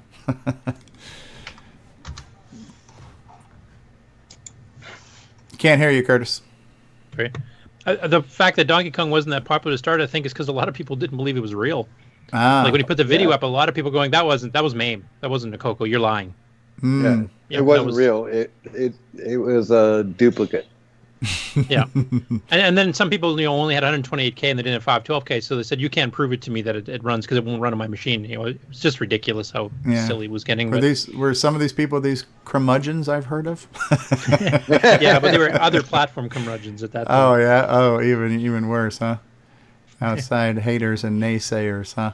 But yeah, I thought that was a nice. I think that was great to really kind of capture that whole discussion about that project and that process, and really take a little bit longer look at the game, because I had never seen the game that long. Because prior to that, I never got past the first level with those weird little ramps coming in towards the center. It's a wicked hard game. That's just it, Steve. John let us in on a couple of good get-arounds on some of the levels. yeah. So that was kind of cool. So I think that's just worth mentioning too, because that happened after our last talk, and that was another nice little thing that happened this week in CoCo. And then one more thing too, I do want to pull up the Tandy Assembly site, which, and by the way, I haven't made my reservations, but I'm definitely going, and I'm going to carpool with Michael Brandt. I'm going to drive up to Orlando, and we're going to drive together. It's going to be like a 12-hour drive for us. So we're going to go. We're going to split the cost. So we'll split the rental car. We'll split the gas. We'll split the hotel. So it should be, a manageable trip for us. But they now have when you click on the exhibitors page now, they've actually got the layout now. And so right now they've got 26 different tables arranged here, which is pretty cool. It's a nice layout. It reminds me of CoCo Fest quite a bit. And then right outside that room there is the speaking room here. So it's in a separate room, but it looks like it's right next door. Again, similar to CoCo Fest, but this looks like a pretty nice arrangement for the speaking room as well. When you look at the schedule, and so let's look at the speakers too, because we got a few more people confirmed now. So now we have Scott Adams of Adventure Game fame. We have Don French telling the story of making of the TRS-80, and then Lance Miklas? Miklas. Oh, cool! I didn't know he was there. From bank robbers to Facebook. So we've got some good speaking things coming on right now. When you look at the schedule, what I like about this too as well is that right now these talks are not back to back. And so if I had any one complaint about CoCo Fest is that when these talks were never ending, it'd be nice to have a break in between them so you could spend some time back in the exhibitor area and things like that. So it's like there's a morning one and there's an after lunch one right now, so it is kind of broken up. So Scott Adams will be kicking off Sunday. The keynote will be kicked off Saturday by Don French. So there are things, coming through now. The website's looking good, seeing what this area is like. I'm barring unusual circumstances, I am going to be at Tandy Assembly. And that was another conversation that came up in Facebook was, somebody says, well, I'd like to get there, but, I can't get there till I retire, and, it's like, I threw out my little comment that, it's, you got enough time to figure out a way to make this happen. That's just my opinion, not to poo-poo on anybody else. But yeah, when you have an event that's only once a year, you've pretty much got 364 days to plan how you're going to get there and figure out the finances and the transportation, things like that. Talking about CoCo Fest, and so, same thing of Tandy Assembly. I think this is a good way to give our community an extra shot of vitamin C and B12, have another event. So 2 events per year we can possibly go to. This is a little bit broader spectrum, but still kind of focused thing, because it's not just CoCo, but it's all things Radio Shack. So we should still have some common interests and have a lot of friends and a lot of camaraderie there. And it's the first event. So I'm in favor of supporting this event and hoping to make it successful and successful enough where we can have future Tandy Assemblies as well. So that's kind of my thoughts on that. Yeah, I mean, for me, it's a matter of scheduling for work. And I mean, back when CoCo Fest switched to be an earlier run, it was at the end of March, beginning of April. I was in the middle of one of my 2 rush seasons of work. I didn't make a CoCo Fest for 15 years because of that. Once they moved it back into late April, early May, I could start attending again. And unfortunately, Tandy Assembly is at the tail end of my other rush season, so I won't be able to make it given those dates. It's not a money issue. I can't. Yeah, just get away work from schedule. Work. Right, I get it. Yeah. Well, I want to say that I am planning to be there. Good. However, my sister might have some different ideas. She's planning to get married sometime in October, but she hasn't. No, she has plenty of time to reschedule that around Tandy Assembly. Yeah, Bill tried that with his brother. It didn't work. Yeah, I don't think that'll work. Priorities, people. I had that same problem with my brother. Yeah. So whatever gave him the idea to get married, the weekend of CoCo Fest. I mean, come on. Or make it a joint event. It's CoCo Fest /wedding. Mazel tov. So, no, that's cool. Well, we might as well have a wedding. We had a wake at one. A wake at a CoCo Fest? Yeah. For a CoCo or for a person? For a CoCo. Oh, okay.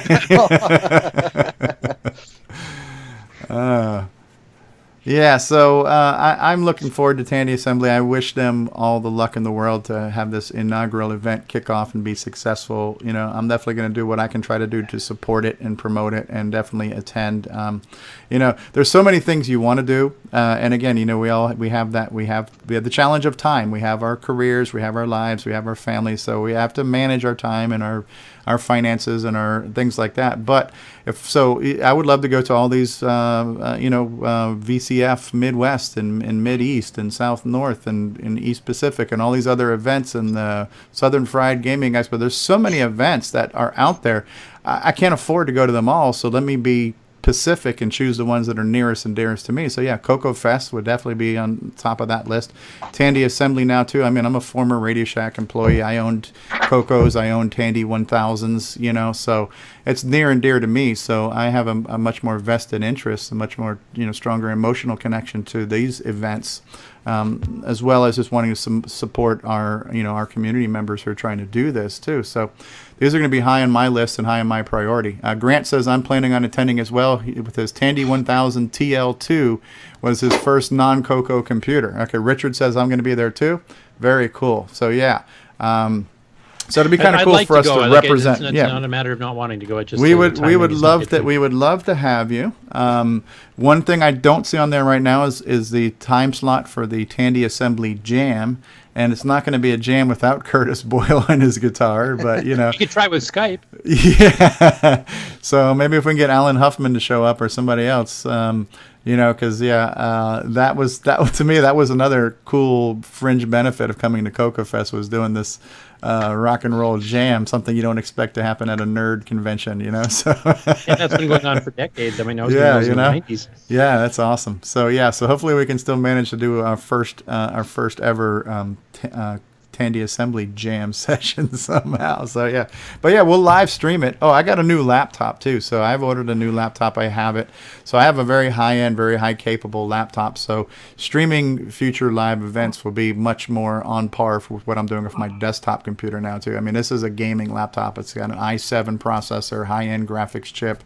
USB 3.0 connections and all that kind of stuff. So I can do now on the road what I do from home. So future live streams will be definitely a higher caliber production and stuff too. That was my biggest disappointment of CoCo Fest, was that my computer could barely handle driving the stream, and I want to have multiple cameras so we can zoom in on the slideshows and all that kind of stuff. So look forward to a much better live stream from Tandy Assembly too. But it's still a Windows-based machine. It's still a Windows-based machine, yes. Yeah, I'm not going to put OS 9 on it. Why not, Steve? It'd be a big improvement. All right, so I'm done. I'm done running my big fat mouth. Anybody got anything they want to close with before we get out of here? Because my stomach's killing me right now. So. Now I think I'm all good. All right. Nick Marentes, thank you for being here, sir. We appreciate you. And Rick Adams as well, thank you for being here. And Bill Noble and Bruce Moore from Canada, and Curtis Boyle in his lovely salmon-colored shirt he's wearing today.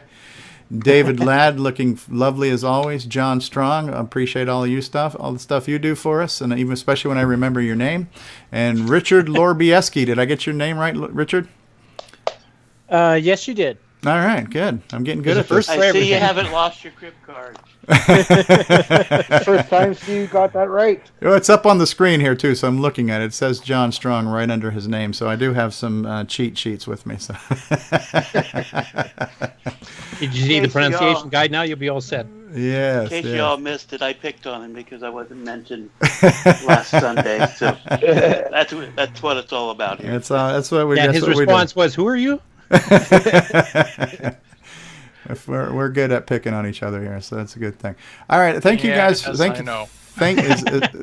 Except for David Ladd, who we have the utmost respect for. Grant, personality, Dave. Grant, we're glad to hear you're recovering. Fedor, thank you for being here. Ed Snyder, thank you for being here in chat. Thank you for Ron Klein for stopping by earlier. And everybody else who was in the chat. Alan Zeiser was in the chat earlier. And gosh, there's so much chat going on here. I got to make sure I capture all this too. Yes, so there was a lot of discussion. So I want to thank everybody who watched. Darren Grant, Mr. Tandy himself, thank you for being here. And we're going to end this week's CoCo Talk. We got plenty of more to talk. Echo Gamer just came in, and okay, whatever.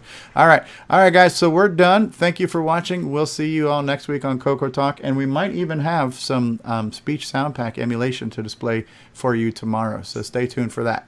Take care. Woo-hoo. CoCo forever. Hashtag because CoCo. Go CoCo Nation. Go CoCo Nation. CoCo forever. Bye now.